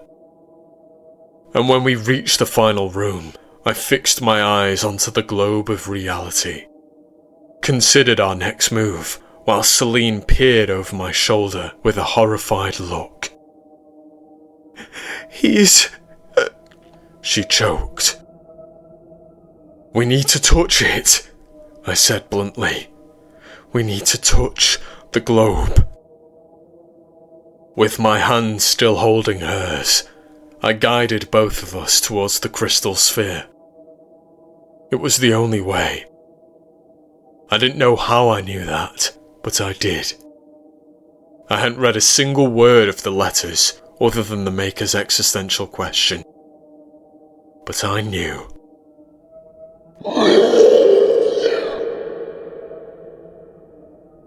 The bellowing roar of Irwin, who I could feel reaching towards us, disappeared as Celine and I faded from white to black. Back into that stuck realm of reality we had first found beyond the edge.